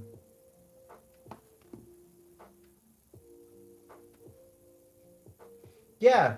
Um it really just trying lots and lots of different things. I when I was really little, it was all about color when I was like with crayons and everything, but I quickly got into like I would draw my house and I would do flowers. I showed some of those pictures in like a past video, but I would do my house and flowers or the field across the street. And so like I've always been kind of drawn towards that kind of stuff. But then as I got older, it became dragons, it became anime. I girls in high school. That's odd. I would always draw in my notebooks were anime girls or chibified versions of me and my friends, and it just kind of just kept trying different things. I've done space paintings, which is how like these kind of developed, and that's kind of what led me into my style. I feel like it's a cross between like the main styles that I do, like my landscapes. They're idolized or idealized, realistic paintings. So I know like I already see colors pretty vividly, but I know I'm like increasing the vividness of the colors in my paintings. So they're not realistic, but it's like a dreamlike realism or magical realism, I think is what the technical term is actually called. And so like I kind of started looking into artists like that. I also like Francis Bacon with his surrealism, as well as what is it? H.R. Geiger, the artist who created Alien. Like a lot of their stuff also intrigued me because it's so intricate, and my eyes when I like go to art like an art museum, I'm drawn to the art that has a lot of details in it because my I can get lost in it. I can just look through every little detail and see every little brushstroke, and I kind of have fun with like looking hyper focused into a little spot on a piece while then also looking outward and seeing the whole thing as a whole. And because I was already drawn to that, I kind of just started blending it in with my own things I liked to create, which were mainly landscapes, a lot of Pokemon because I've always done Pokemon fan art. And I try new things like my impressionism, like the Stegosaurus that I did. I tried that 2 years ago for the first time, and I just still think I'm developing my style when it comes to impressionism, but like I'm working towards it just because I've experimented a bit. That's why like I'm always going to encourage everybody just experiment, start. You never know what you're going to find with your style. And it may not even be like one particular thing. I never thought I was going to be a painter. I always preferred drawing. I loved pencils. Everything I did was sketched and shaded with just pencil. I didn't use color that much as a teenager, and it's kind of developed into this. But it all like looking back on it, it kind of makes sense because I went from like pencils into markers, didn't like markers, so then I tried oil pastels. I kind of liked oil pastels, Went to colored pencils, worked with colored pencils for a while, went back to oil pastels, then went into oil paints, and now I'm in acrylic paint. So if you give me a second, I'll get a couple of pieces and I'll show you. Like, actually, I'll just take you with me. I forget, like, I'm on a phone. I could just take you. So, like, there's this, and I could show you one of my oil paintings. So this is one of my oil paintings. I did this for Eric's birthday, our third year together. And so this was just kind of me experimenting. I haven't done a style like this in such a long time. I've only done 3 pieces like this where like I added this like cracked, like I almost wanted to make it look kind of like shattered stained glass. So I did like this cracked featured in it. I don't hate it, but it's not my favorite. So like I ended up not really pursuing or doing much with that style because it just wasn't me. Well, then, like, I'm going to break stuff. Don't worry, nothing actually broke. I just kicked the dog food. This is from my college days. This one is titled Life. And then this one is titled Death. So it's a sun. I'm going to try to get the reflection off. There we go. This is a supernova. The other one was a sun. And there's just different creatures. So in the supernova one, all of the creatures are extinct.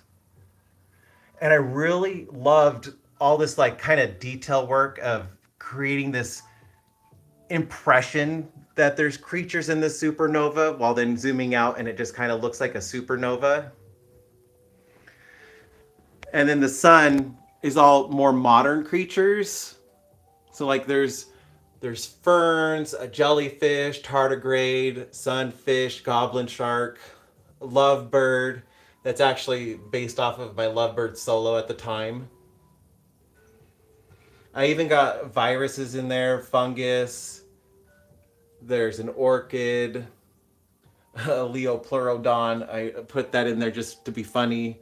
Platypus, praying mantis. So like the sun represents life and how it like helps all life on Earth, because without the sun we wouldn't have the life that we have. So like I thought it would be fun to do the sun. And then with like the supernova one, all of the elements that make us up were formed in supernovas when stars exploded billions of years ago. And we wouldn't be here had the dinosaurs not gone extinct, and they wouldn't have been here had those stars not gone extinct. So like I kind of like the representation of putting all that kind of stuff in it. I have explored, like, developed that kind of thing a little bit further. So this was me trying to be a little bit more abstract with it. But this one's called Lily Pad Supernova. And there's alleles from cells in this with lotus flowers. But it's kind of like in that supernova shape. And then I can show this piece. I haven't shown this one off on YouTube that much yet, but there's Dexter. This is my tribute painting for him. I need to turn the light off because now it's too reflective. There we go. So when I had to say goodbye to Dexter, I did this piece. This one took me 153 hours to complete. And if you look at him, you can see all that texture in the paint. I actually mixed his ashes into the paint so he can live in this painting. One of his favorite things to do when we would go on hikes is he would stop, sit down, and just kind of like watch a sunset with us. I've never had any dog sit and watch or admire a sunset. And he's the only one that I've ever seen do that since. So that's kind of how I wanted to paint him, was just kind of how he would just sit there and admire the beauty around him. So that's my Dexter's, and this really like pushed me forward into more landscapes. This is one of the most detailed landscapes I've done. And he's just sitting there. I get to see him every day because of the painting though. So yeah, it just like all sorts of different styles, but that's what's kind of like helped me find my style. Is just trying so much and not being afraid to like work in similar styles to artists that I love and know, because how else am I going to find my style unless I try what they're doing too? Seeing what worked for them, experimenting with it, see if I can make it work for me, and if not, I try something else.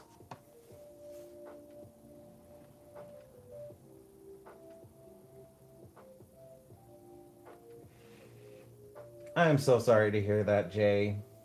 Sending you lots of love. It's never easy to say goodbye. It devastated me. He was a really good dog.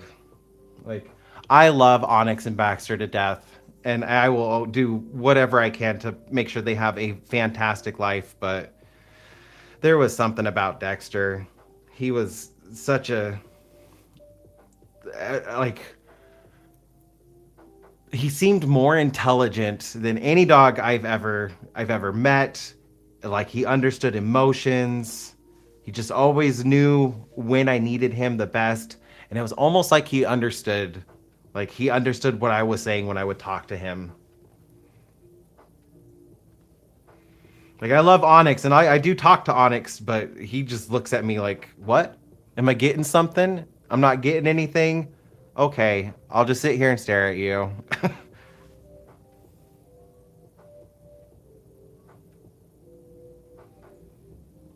And then Baxter does the same kind of thing, but then he'll start barking at me because then he starts demanding he gets something.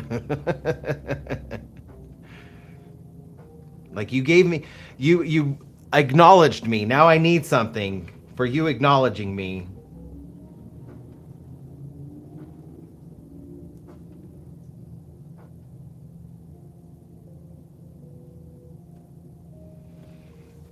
Yeah, it was kind of hard. My sister also lost her. We call them heart dogs, where it's just like you have a really special connection with like a particular dog. She lost hers, Cleo, shortly after I had to say goodbye to Dexter. And then Eric, my husband, like, we had Rascal, but Rascal was really his dog. Rascal loved Eric. Like, he tolerated me, but he loved Eric. And then after it was Dexter, then it was Cleo. And while I don't talk to my parents anymore, like, my mom lost hers, Isis. We had Isis forever. Like, she was named far before the terrorist group. That was her name. It was Cleo, Brutus, and Isis. They were a group. Brutus passed away first. He was 18. He was my childhood dog. And then my sister had Cleo, and then my mom had Isis. Then Cleo went, then Isis went, and then Rascal went. Like, they were all old. I think Cleo was the youngest at 16.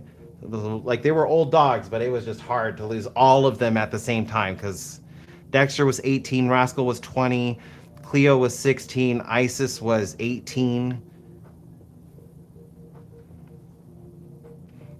It's just the way it worked. We got them all around the same time. Well, I guess Brutus, but Brutus was already much older than Isis and Cleo when they got them. And Brutus was, I think, 19 when we had to say goodbye to him. I loved Brutus to death too. I, I I love all my dogs though. Like, they all get so much love from me. I just want to give them the best life possible. Just, there was something so different though about Dexter, and I think it also had to do with his prior life before me because he was adopted. Yeah, we try our best to give our dogs such a healthy life. They all have had homemade dog food. Um, well, I started making dog food after an ex of mine's dog. Uh, that was Zoe. I loved Zoe. She was a fun dog, but we were together when we had to put Zoe down, and she was take. I feel weird saying this because I'm not an influencer, but like, I'm getting an audience, and I don't want companies to come after me for just stating like my opinion, especially things that have been reported on. But she was eating Purina, and she actually was one of the dogs back in 20, I want to say it was 2011, 2012, when the big dog food brands were all coming under fire because their food quality was just not up to par and it was killing dogs. Zoe was one of the dogs that happened to. It caused her stomach to rupture suddenly. Like there was just no warning. She went to the vet regularly, never had any signs that anything was wrong, and then all of a sudden her stomach had ruptured on the inside, and we had to rush her to the vet. And we found out like there was no saving her. She was just in way too much pain, and the vet said, "You guys need to say your goodbyes now because we're putting her down to get her out of pain." And it was very heartbreaking. And after that, I've only made dog food. I never want that to happen again to a dog, especially because like I can't control what's going in the dog food. They could say whatever they want to say on the packaging. I don't actually know what's going on with the dog food. Whereas if I make it myself, I at least know what's going on. I know what's in it, and if I need to adjust it. So like we adjust it for Baxter because Baxter has kidney issues, so he can't eat food that's too high in protein. So we switch out like the livers and the hearts that we used to add into the dog food for pinto beans because it's safe for dogs and it's an easier protein to digest. So it makes the dog food less protein for him. And he's been very healthy ever since. So like I can adjust the dog food for them for whatever their needs may be.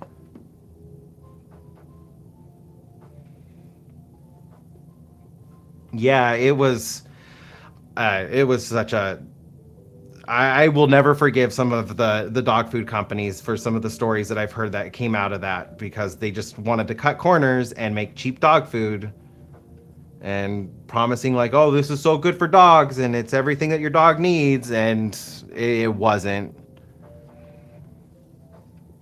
And if anything happens with the dogs because of their food, then like I know the blame solely lies on myself. But I never want that to happen again to a dog. So it's I so far like all of the dogs like Brutus was still around when that happened, and we were actually getting ready to put Brutus like we were getting prepared. He was having a lot of issues at 14 years old, and that was when we lost Zoe.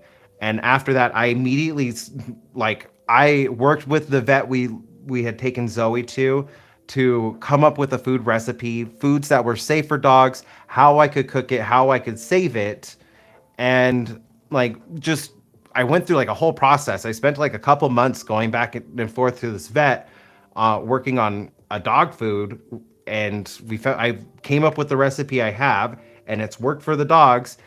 Brutus got put on it, and he ended up living to 18 or 19.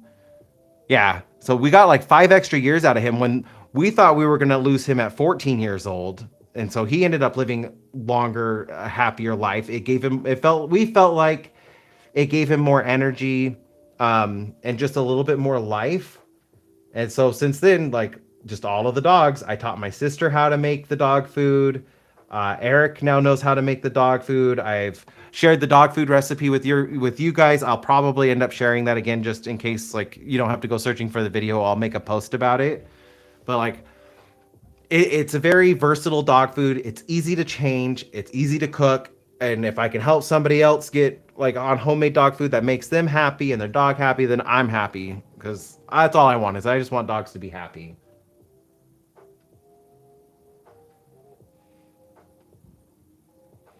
Yeah, it's what it came down to is just I was the one that needed to be responsible for the dog's food, and I felt like the most responsible thing to do was to learn how to make dog food.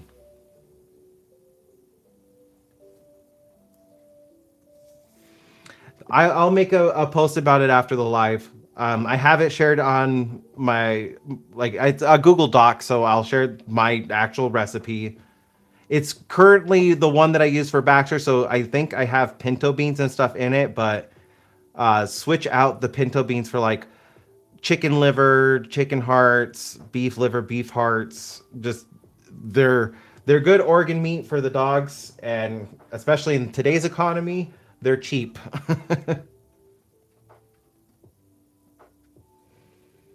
Oh, 50 minutes, huh?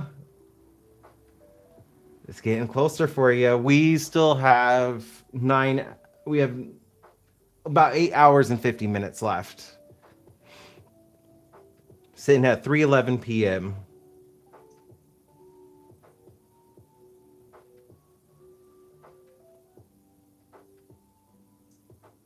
Oh, someone is starting to wake up. I think Baxter's going to need to go potty.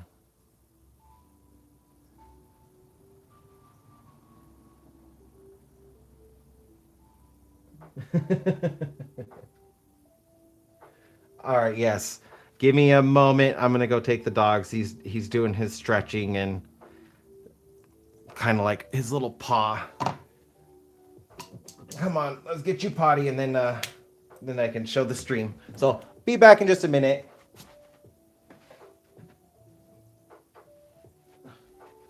You want to say hi? You can say hi? There he is. We're going to go take him potty though. Okay, you ready? Let's go potty. Oh, good boy. Go potty.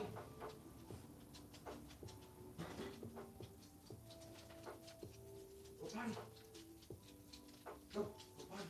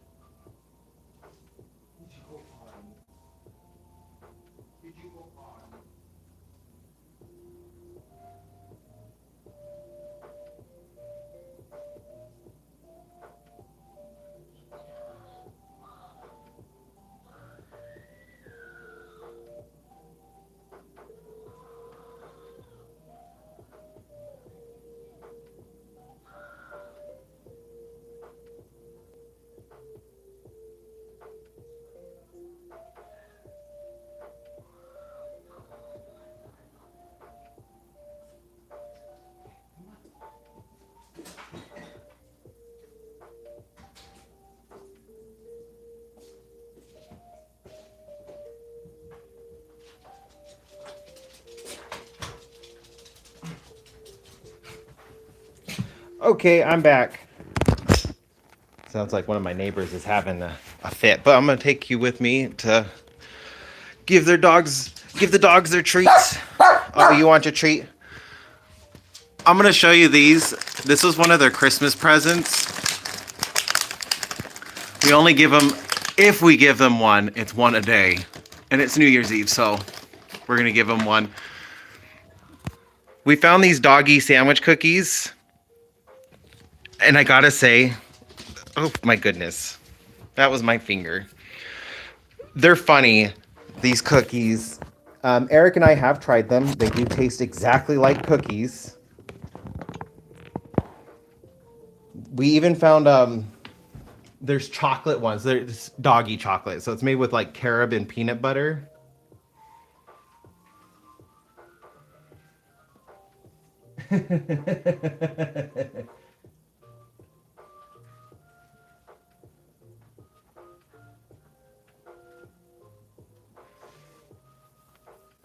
Yeah, that's. We said it with. I think it just became a habit because we said it with Brutus. So we got Brutus when we were living in an apartment, and I had to take him outside to go potty. So once that happened, like with Brutus, it just kind of became ingrained. That's our. You need to go potty? Okay, let's go potty. It was the cookies were their special Christmas present. Not something we buy all the time, but something special that like made the holiday a little bit fun for them, where they getting something that is truly a treat, not like what they normally get when they go outside.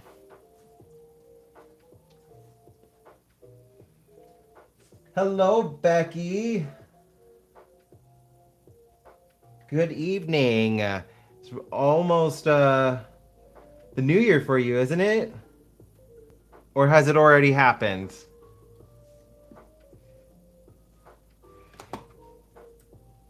Nope, not that color. I need this color.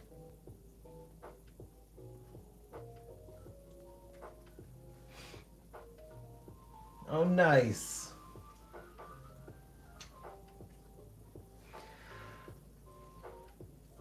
Well, happy early New Year. We still got we still got our enough time for us. We still got a couple hours before Eric and I are gonna have dinner. Which, speaking of which, I still haven't even heard from him. I don't know when he's getting off work. I kind of want to know. So if I need to do food prep, I can do the food prep.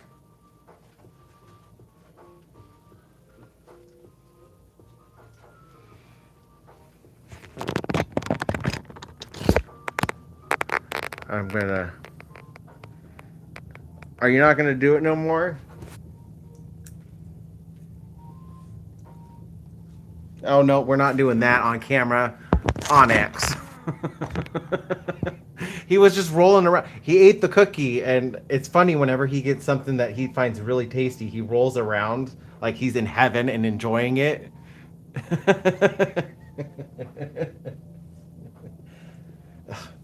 Then, like, yeah, then he goes and does that. Like, not why I'm putting you on camera.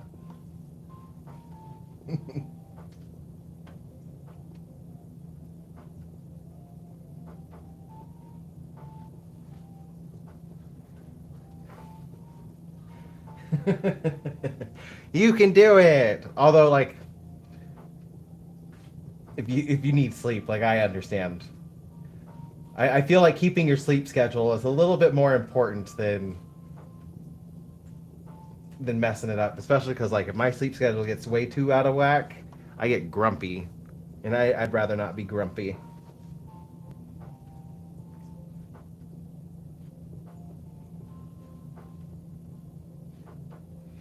Oh, nice. That was very nice of your landlady.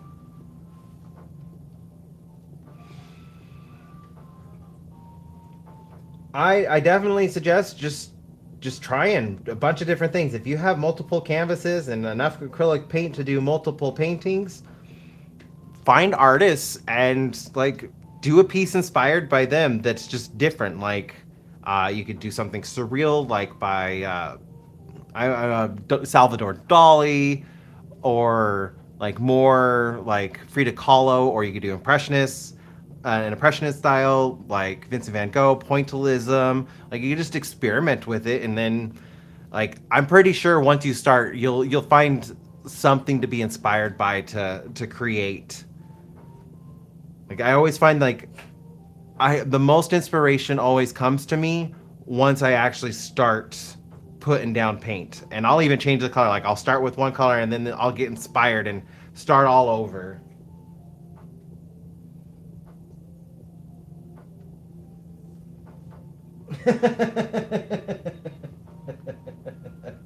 We had I've been around birds almost my whole life. My grandma bred cockatiels, and so I had a cockatiel that we nicknamed Marshmallow because Marshmallow would do the same kind of thing when we would give him marshmallows.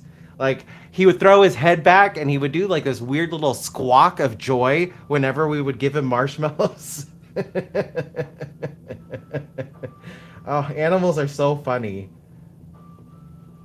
Especially when they have little quirks like that. I could only imagine with a freaking horse, though. Like a cockatiel's tiny, a horse doing that over a marshmallow.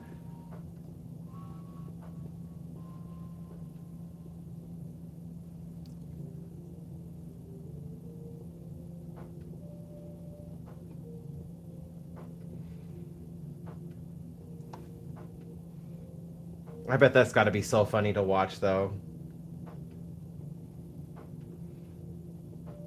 I've only rarely been around horses, but they're like giant dogs.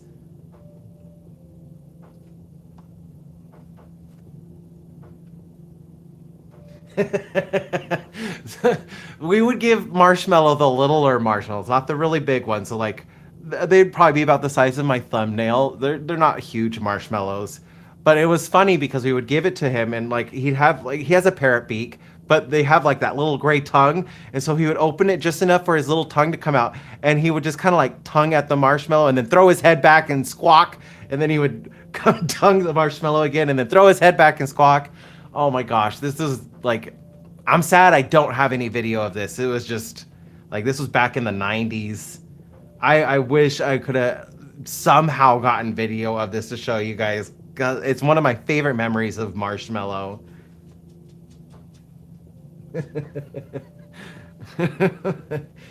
But then the other thing Marshmallow would do is like he would also yell at me because my he would hear my mom yelling at me and more David lore. My family nickname is Aaron because my dad's also David. And so when I was born, my mom was like, "You guys need to be able to tell apart who I'm yelling at, so we're gonna call him Aaron." So my family nickname's Aaron. If my sister ever joins me on a stream or anything like that, you'll probably hear her call me Aaron because it's my family nickname.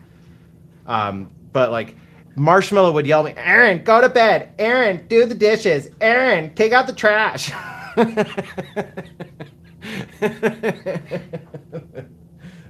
So like two of the biggest memories of Marshmallow was the way that he would like just eat marshmallows and just have like this special little fit over having a marshmallow and then yelling at me. And he'd also mimic the telephone.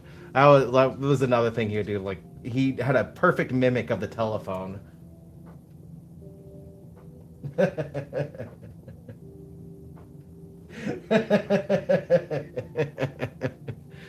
Yeah, he was a fun bird. He was also really old. We ended up moving into a house we couldn't take him with.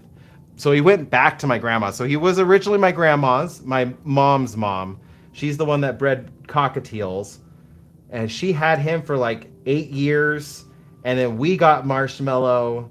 And we had him, I was 7 when we got Marshmallow. And then my grandma got him back when I was 13. So we had him for 6 years. And then I think Marshmallow finally passed away when I was had moved to Reno in 2014. So he was an old bird. He was 20 something, maybe even 30. He was a old bird. And he'd always like even when he was at my grandma's house, my grandma would tell me like he still yells at you from the house here.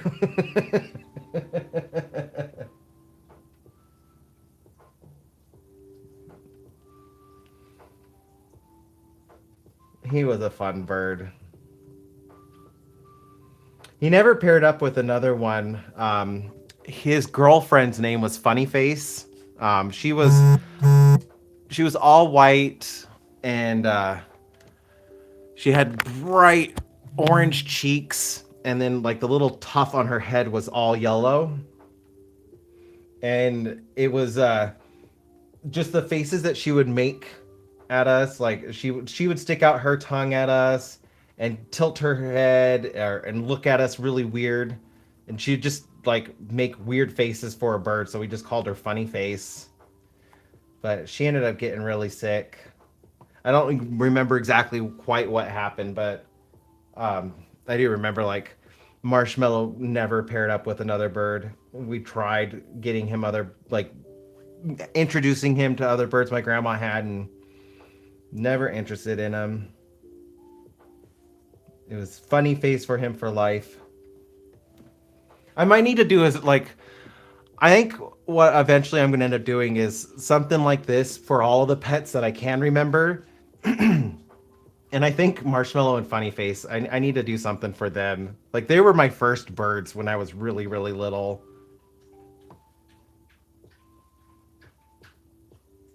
I don't think I would be able to make it quite exact because I don't think I have any pictures of them, but I think it would be like a fun little tribute piece. Let them know, like, hey, I'm still thinking about you all these years later.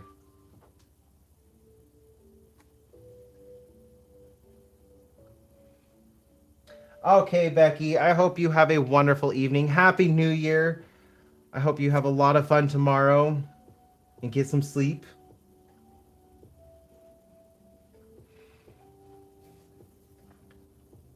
Is the stream choppy? Or is it just my other phone?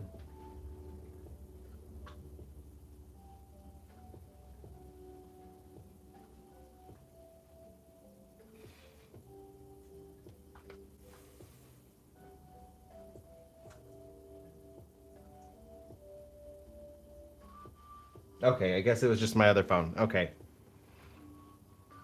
I want to make sure, like, I'm limited on what I can do for a live stream at the moment, but I want to make sure it's still a decent stream for you all.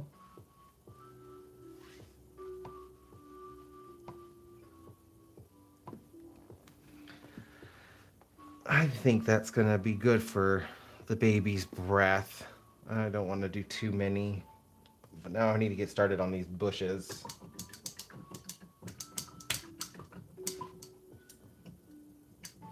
Okay, Leanne. Thank you, Rebecca.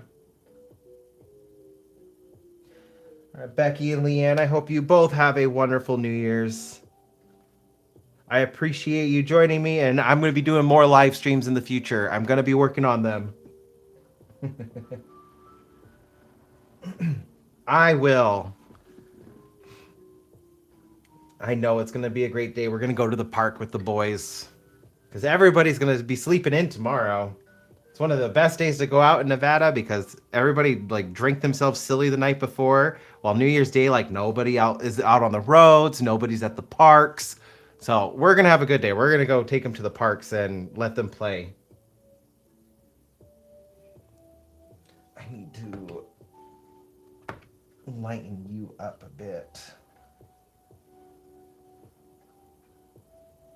I should say warm you up a bit because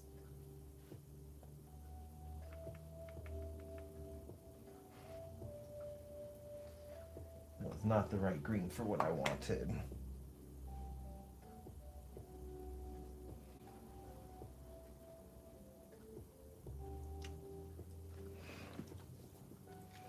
I think I will keep stay on stream for another 30 minutes, and then hopefully Eric isn't getting. I mean, I hope he's not working late, but he's probably going to be working late, so it'll give me some time to work on cutting up the vegetables and getting the potatoes ready for dinner. Since he's going to be grilling up some chicken,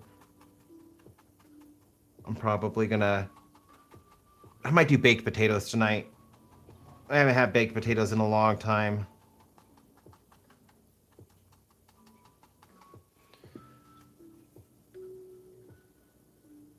It'll sound good. We had our special dinner on Christmas. So it was like, what do we want? Do we want to do a special dinner for Christmas or for New Year's? I ended up having a friend come over. We saved our big Christmas dinner for the day after. And we cooked up steak. I did Alago style mashed potatoes. We made basil fettuccine alfredo. What else did I do? We had salad. Oh, and baked asparagus and green bean casserole. But just because, like, we don't have steak, we could still make it for a very special dinner for tonight.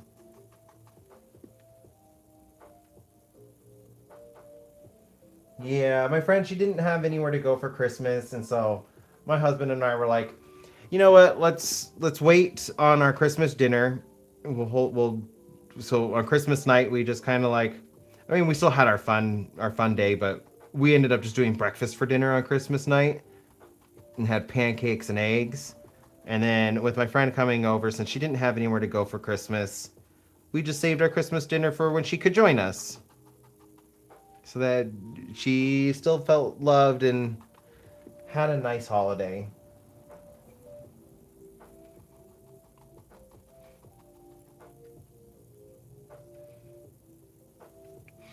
It actually made the steaks a little bit better because I did uh, a garlic paprika marinade, or like butter marinade for the steaks. So like I did this special butter marinade, and completely soaked the steaks and covered them, and they just got an extra day in the marinade, and they were so good. They were really juicy, full of flavor.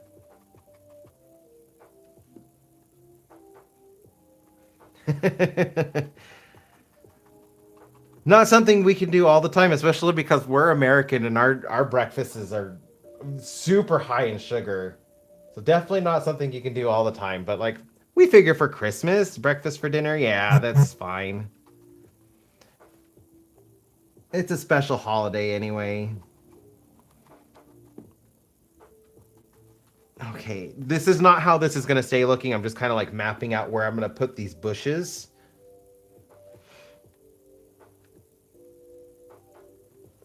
Since the bushes are like they're gonna be pretty full anyways, I wanna just kind of like map out where they're gonna go, and then I'll add like individual leaves, do them in like the green yellow, the yellow green. I think that's an ochre green or ochre yellow, and then help the bushes feel a little bit more dimensional, full of life.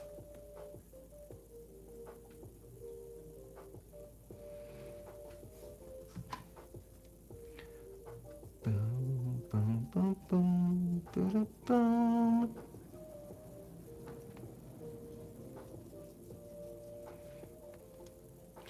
Boop boop boop boop boop do do do do do do.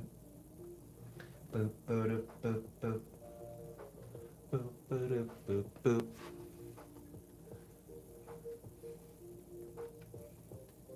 You cannot tell, like, I love my Pokemon music.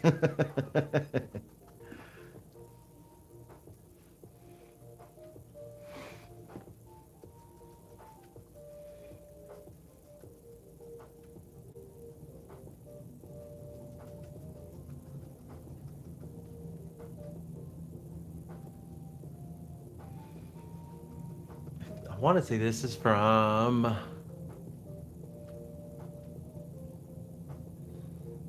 Black and White.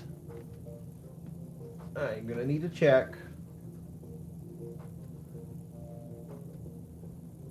Sky Arrow Bridge, it is. Black and White. Generation 5. And for everybody else who doesn't really know Pokemon, this is like the last games that were on in the 2D format. The next generation is when all of the Pokemon got their modern day looks.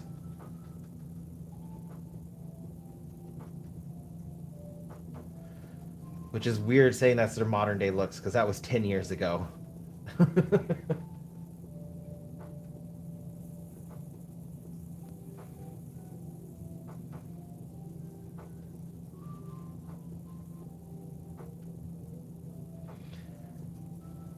For any of those wondering like about Pokemon, they're ramping up to do their 30th anniversary next year.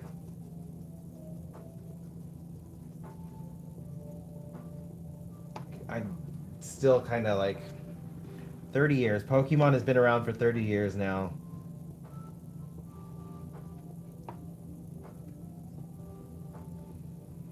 I have a feeling we're going to be getting a new generation announced in February because Pokemon Day is actually right around my birthday. Like, I love that. My birthday's February 24th, and then Pokemon Day is February 27th. So, like, all of the best Pokemon news always comes out around my birthday.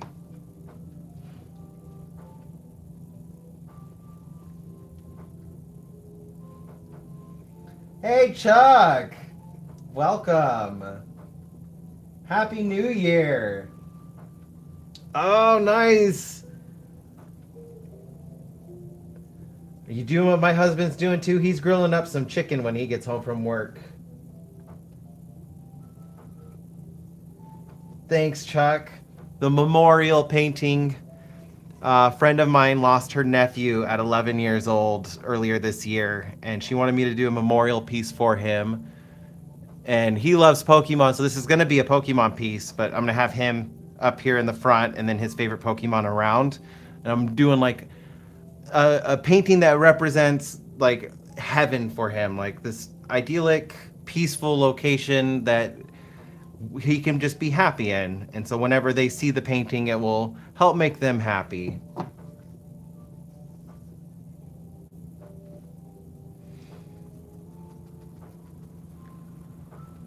I appreciate all you giving love to Chuck. I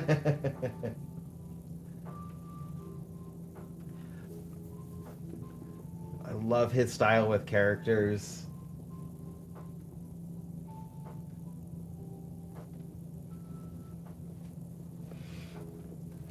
Yeah, it's a very hard situation. I really wish they never had to go through that. But at least I can do something for them. It's taken me a little while. I wish I would have gotten through this a little bit quicker, but sometimes, paintings take time. And this was one of them. It just took me a lot of time to kind of like get into the right emotional state to put the right feelings in this painting. I don't want it to be a sad painting. I want it to be very happy. He was a very happy, carefree kid. Like nothing could ever bring him down, so I really want to make sure I'm representing like that aspect of his personality in the painting.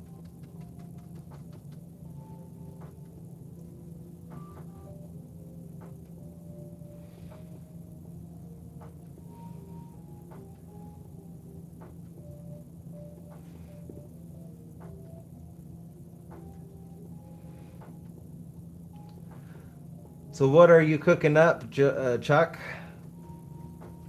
I just actually finished telling everybody what I was planning for our New Year's dinner, so now I'm curious what you're making.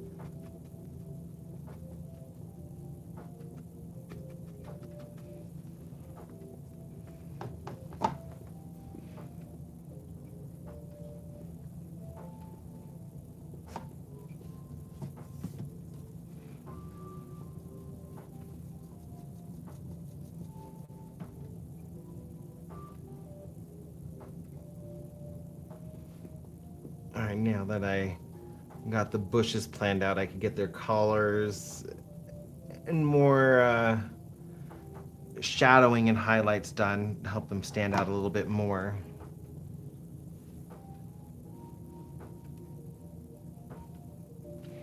I'm still gonna have to put some more ground cover on it. Like I just don't like how rough some of the spots look. And I need to work on that tree. I think that's what I'm gonna do. Ah, brisket, mac and cheese. We're doing all of our snacks tomorrow. So I'm gonna be making deviled eggs because I love them. I know like they're hit or miss with my friends. Half my friends absolutely love them. Half my friends do not like deviled eggs at all. So I'm gonna be making deviled eggs. We got our own. Like we're gonna be doing Swedish meatballs, with a Swedish like mushroom sauce. I'm gonna have to go look at the recipe. Eric wants to do wings tomorrow, but if we do them, I've said like I'd rather order them Just like I want Wingstop. I love Wingstop's wings. And what was the other thing that we were gonna be doing tomorrow? Oh, mozzarella sticks and jalapeno peppers. Oh, that's I need to prep those in the morning. All the jalapenos. That I've done that every year for New Year's. New Year's Day has always just been a day of appetizers. Ever since I was a little kid, my mom would only make appetizers for New Year's Day, and we would have like chips, dip, deviled eggs, cookies, meatballs. She would do like these little sausage weenies in the slow cooker, and they would be in like a teriyaki sauce, and like it was always just a bunch of appetizers. And so like I have definitely stolen that for my own like traditions, and Eric loves it. One of his favorite days.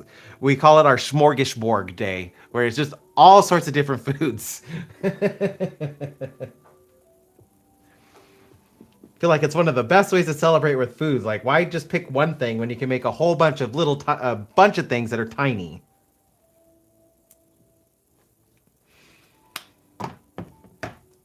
I'm gonna move on to this tree. I want to work on the tree.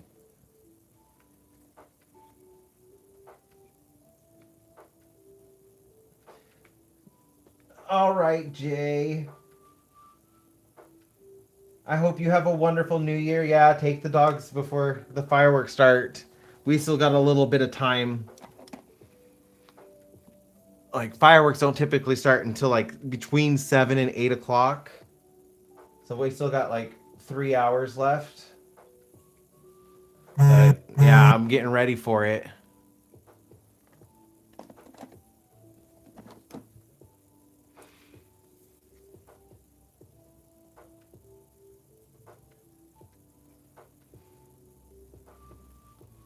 Yeah, I love our smorgasbords day. We've also started incorporating other things onto it. Like we'll do an antipasto salad with it now because like that's also something easy you could just like pick from and just munch on throughout the day. And when Eric is like having an exceptionally hard day at work, or if I'm having an exceptionally hard day, like we'll go. Can we do a smorgasbord? I had a rough day, and so like that's one of our things for like whenever we just need a pick me up, we will do a smorgasbord day, and we just find a bunch of little appetizer snacks, and we'll make a meal out of it.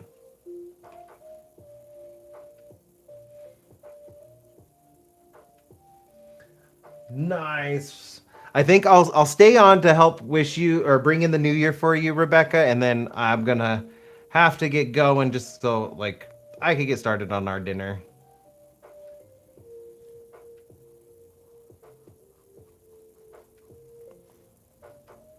I don't want to make my husband do all of the work. That wouldn't be very nice of me.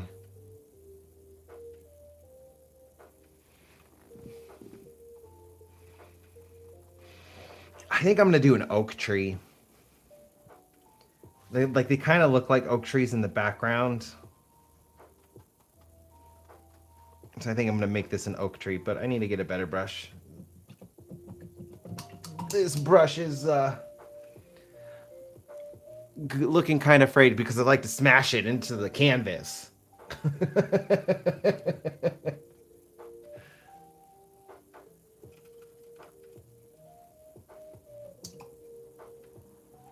So I got my good brushes for when I'm doing detail work, and then I got my paint smashing brushes for when I want to smash some paint.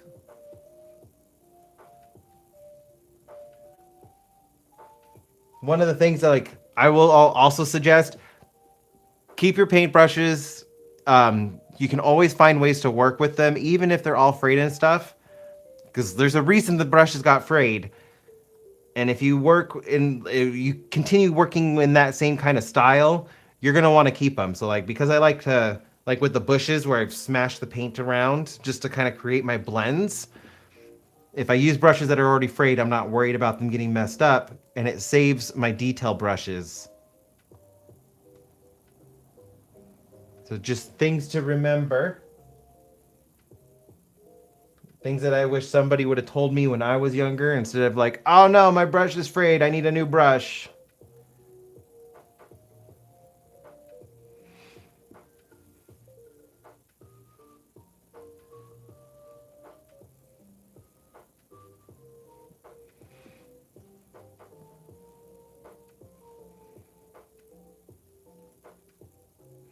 I also think there's like some pretty good brush restorers on the market that can help restore brushes.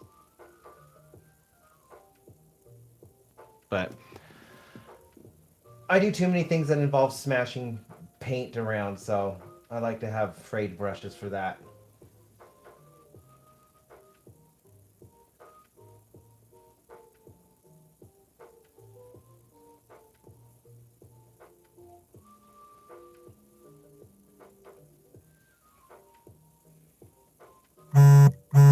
Start getting my branches planned out.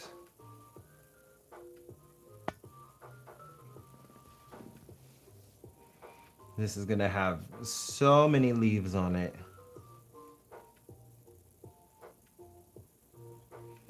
But I want to make sure like part of the sky is still visible from behind.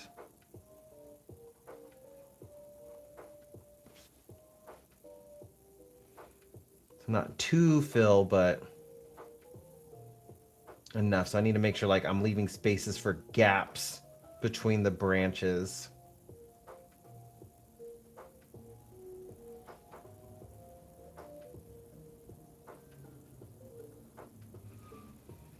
And of course, as I was saying earlier, make sure like the tree doesn't look too manicured.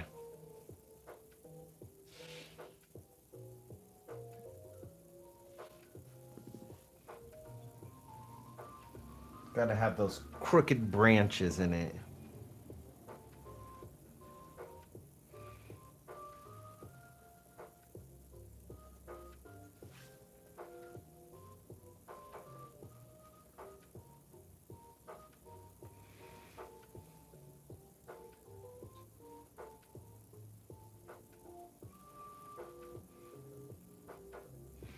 I think I'm gonna finish this tree up, and then I will give, for those that are here, a sneak peek at a future video.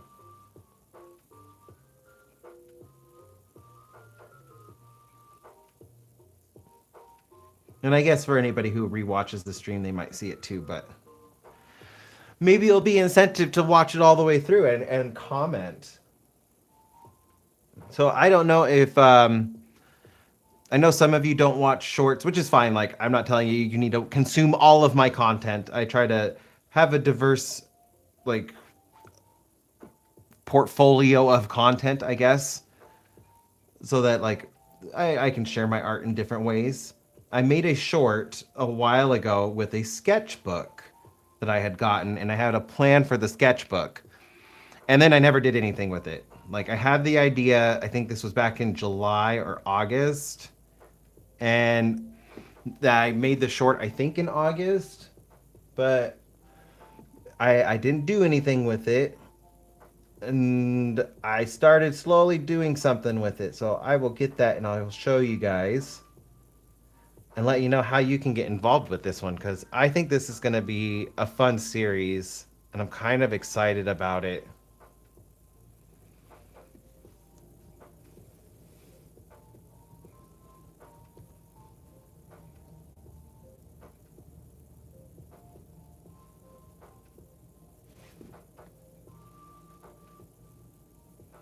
I'm going to finish the tree and then I'll chat with you guys for a little bit until after we ring in the new year for UK.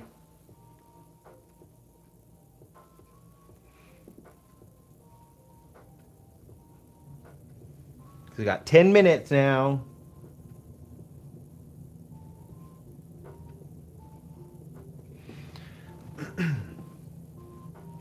That is looking a lot better.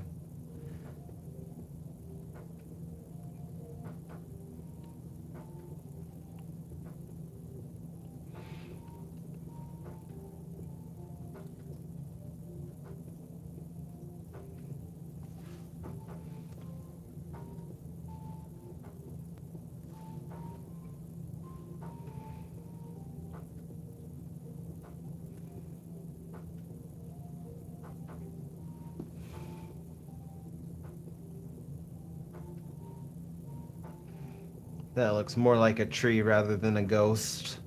I like that.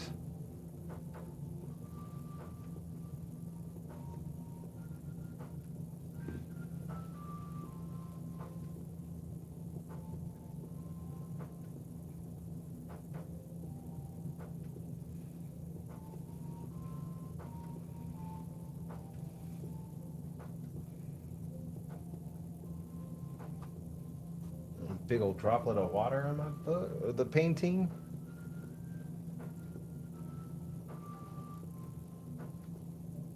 All right, darkened up the wood. I'm liking that. And okay, Willow. Happy New Year. I'll probably send you a message later. I hope you have fun. Okay, I'm going to be right back. I'm going to get you guys something, but I'm going to need to move this.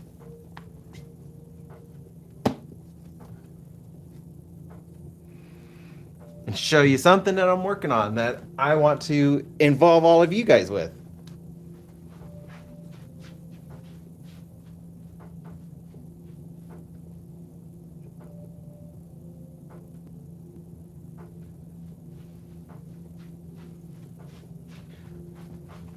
Okay, so this sketchbook that I got, I had an idea where I would turn it into a prompt book, but from prompts from my audience.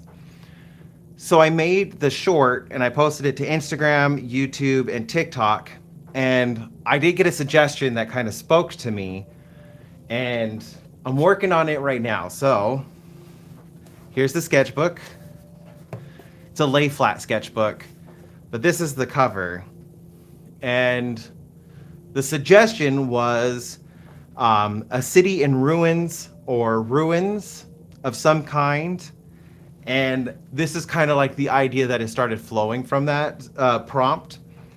My idea is kind of like, I need to add in the plant life, but I'm going to do a desert scenery. I'm going to add bristlecone pines. So I'm going to show you what bristlecones are because I love bristlecones. They are one of my favorite kinds of trees.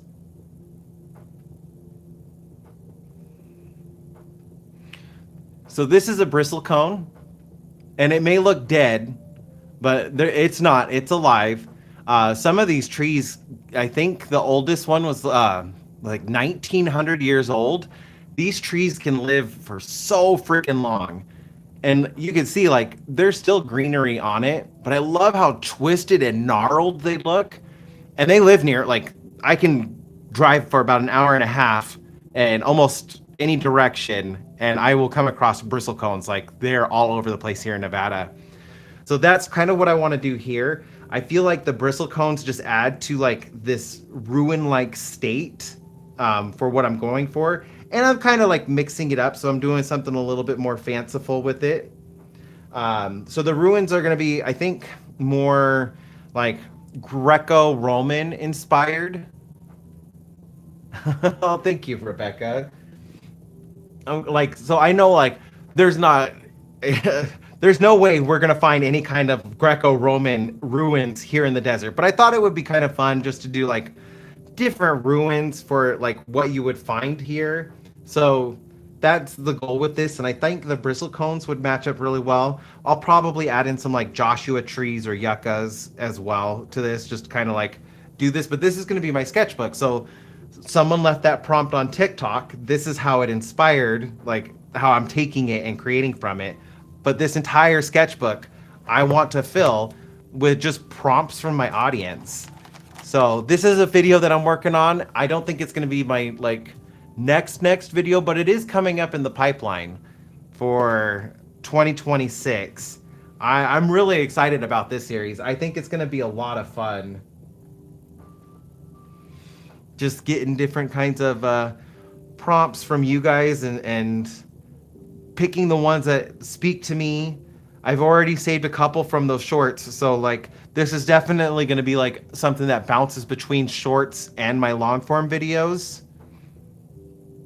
Where like, well, at least like prompt wise, I'm definitely going to be adding all of this into the long form videos. So like everything I create in this sketchbook will be made into a regular video, but I'm going to be tying in like some shorts with it too. So this is something that I have coming up. And then of course, I'm also working on create this book, I should say. So like these two, I'm already also kind of starting. So I don't think I'm going to finish this, but I definitely want to get more than what I've gotten done so far. There's so many good prompts in here, so I have already started kind of like planning out my prompts. And then same thing with how much art can you make. I only have the one in this so far. But I think this one's going to be entirely random, so I'm always going to use a random number generator to kind of pick out which prompt I'm going to work on for the day.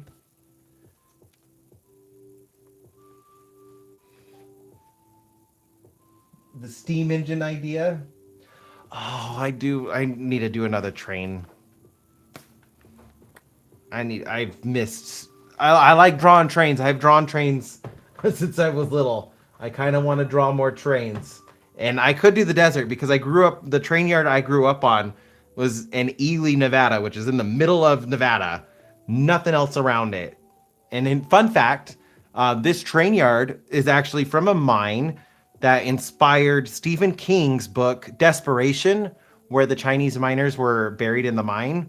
Like that happened in Ely. There was 100 Chinese miners that unfortunately passed away when a mine collapsed, and his book is based off of that event. And that was right outside of Ely, and I grew up on that train yard. Like, so I think that could be fun doing something like that. Not inspired by Desperation or the events, but just the train yard itself.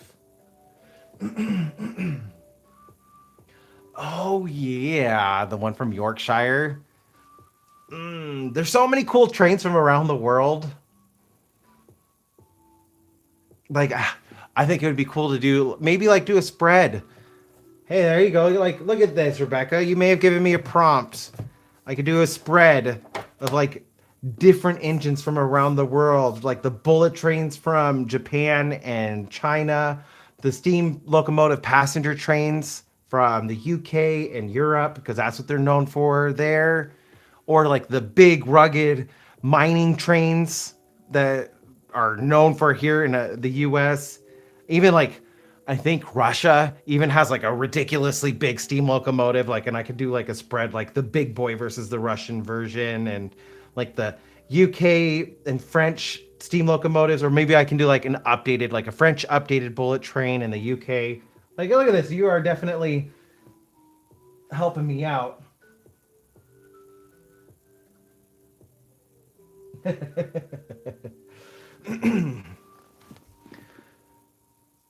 You'll have to like leave out the entire prompt written out and see where I could take that.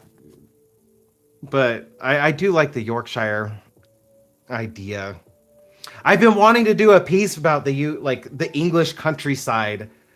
I always think it's so pretty, and it looks like a fairy tale. But that's just my bias being in the U.S. and growing up in the desert, and then seeing such a lush UK meadow in the countryside and going like, oh, it looks like a fairy tale.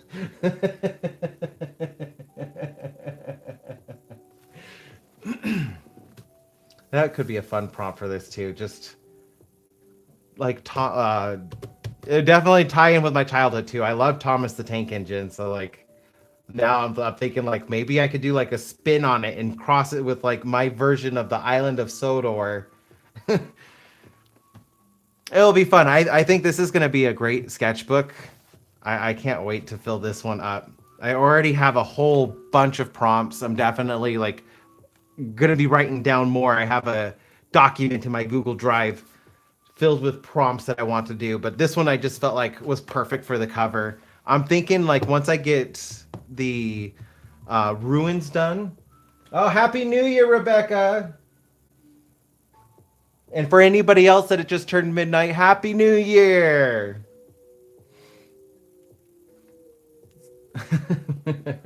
So what I was thinking though, like with this, is I really like my little bug creature and feel like it's a good representation of me. So I was thinking maybe I could put him on this cover as well. And I kind of like the squid, but maybe doing something else, like maybe with the prompt from this. So kind of like just like bringing the idea of the prompts onto the cover a little bit more. Maybe adding the dragon somewhere on it, or maybe turning him into a lizard. Oh, I think I might turn him into a lizard. I think turning him into a lizard would be a better way. Just do a little lizard. Help keep this its own thing, but like just little nods. I definitely think he needs to go on here. He's just too cool. Have him like sitting in this, like I'm gonna add more blocks and stuff to it, but like have him sitting in this, just kind of like painting. Maybe looking at the lizard on this side.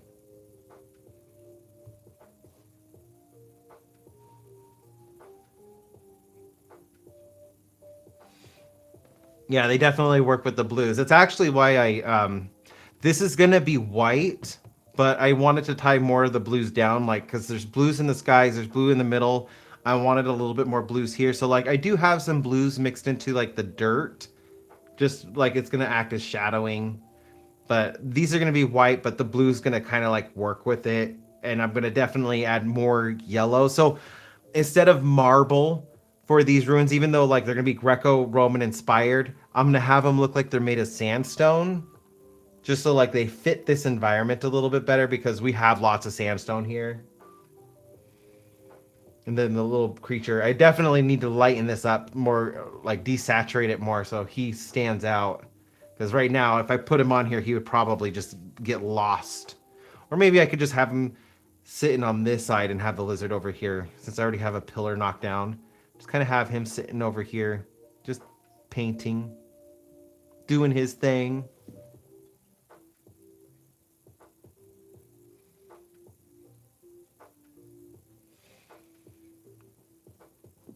I'm really excited about this idea.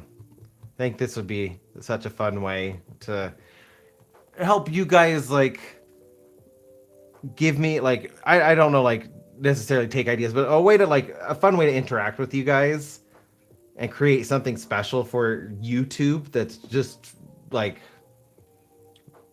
I don't know with the audience. I don't know what I'm trying to say with it. It just I thought it would be a fun idea. I also like that it's a lay flat sketchbook. I've never had one of these before. I've been debating on if I actually want to paint the back of the cover. I'm afraid to though because I think it's going to mess up its ability to lay flat.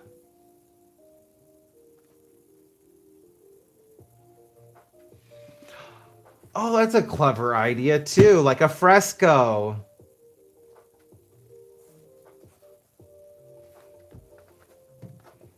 I totally could. You're right. It would be a fun idea. Painting like a fresco on one of the ruins. I don't know if I want to put him like graffitiing or anything, but I think like painting a fresco would be a cool idea. Kind of like out of place too, because it's got ruins and run down, and then you got like this little bug creature painting a fresco that looks fresh and new.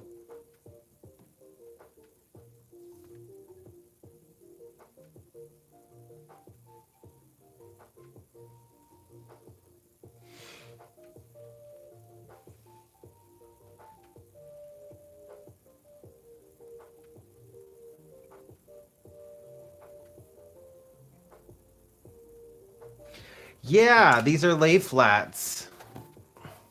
That was the whole reason I got it. Like my biggest gripe with sketchbooks is like you get this like weird bunch in the center, but it doesn't matter like what page I go to, it lays flat. And so when I saw this at Michael's, I was like, "Oh, you know what? I'm going to get that. I need a lay flat." And it was on sale, so I went ahead and got it. I got it for $3.50. Like it's just our artist loft. It's just Michael's our art store's brand. So nothing special. I don't even know what kind of paper is in this. It feels little textured, more smooth than rough, but it feels like good quality paper. I just like that it laid flat and it was only $3. I figured that was a deal I couldn't pass up.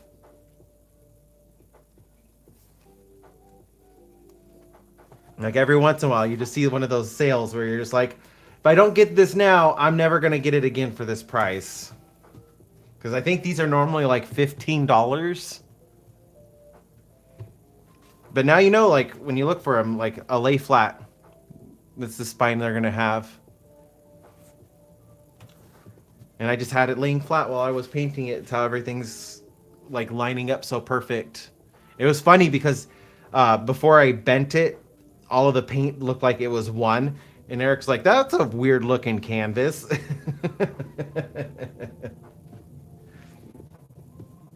So, anyways, I do think I need to get stuff started for our dinner so that we can bring in the new year. So, I hope all of you out there have a wonderful new year. Please be safe if you haven't celebrated yet. Well, I want you to be safe no matter what, but like be safe if you're going to go out tonight. Make sure you call somebody for a ride if you need it.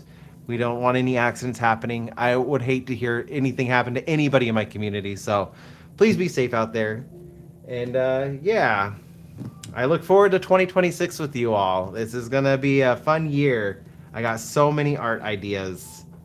And I'm going to have even more ideas inspired from you all. So, Happy New Year, Rory. Happy New Year, Chuck, if you're still watching. Happy New Year, Rebecca. Willow, if you're still there. Jay, if you're still out there. Just Happy New Year for everybody. Please be safe out there.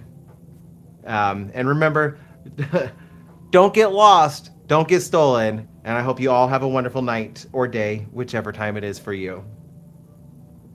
And Spins, you're still here too. Happy New Year, Spins.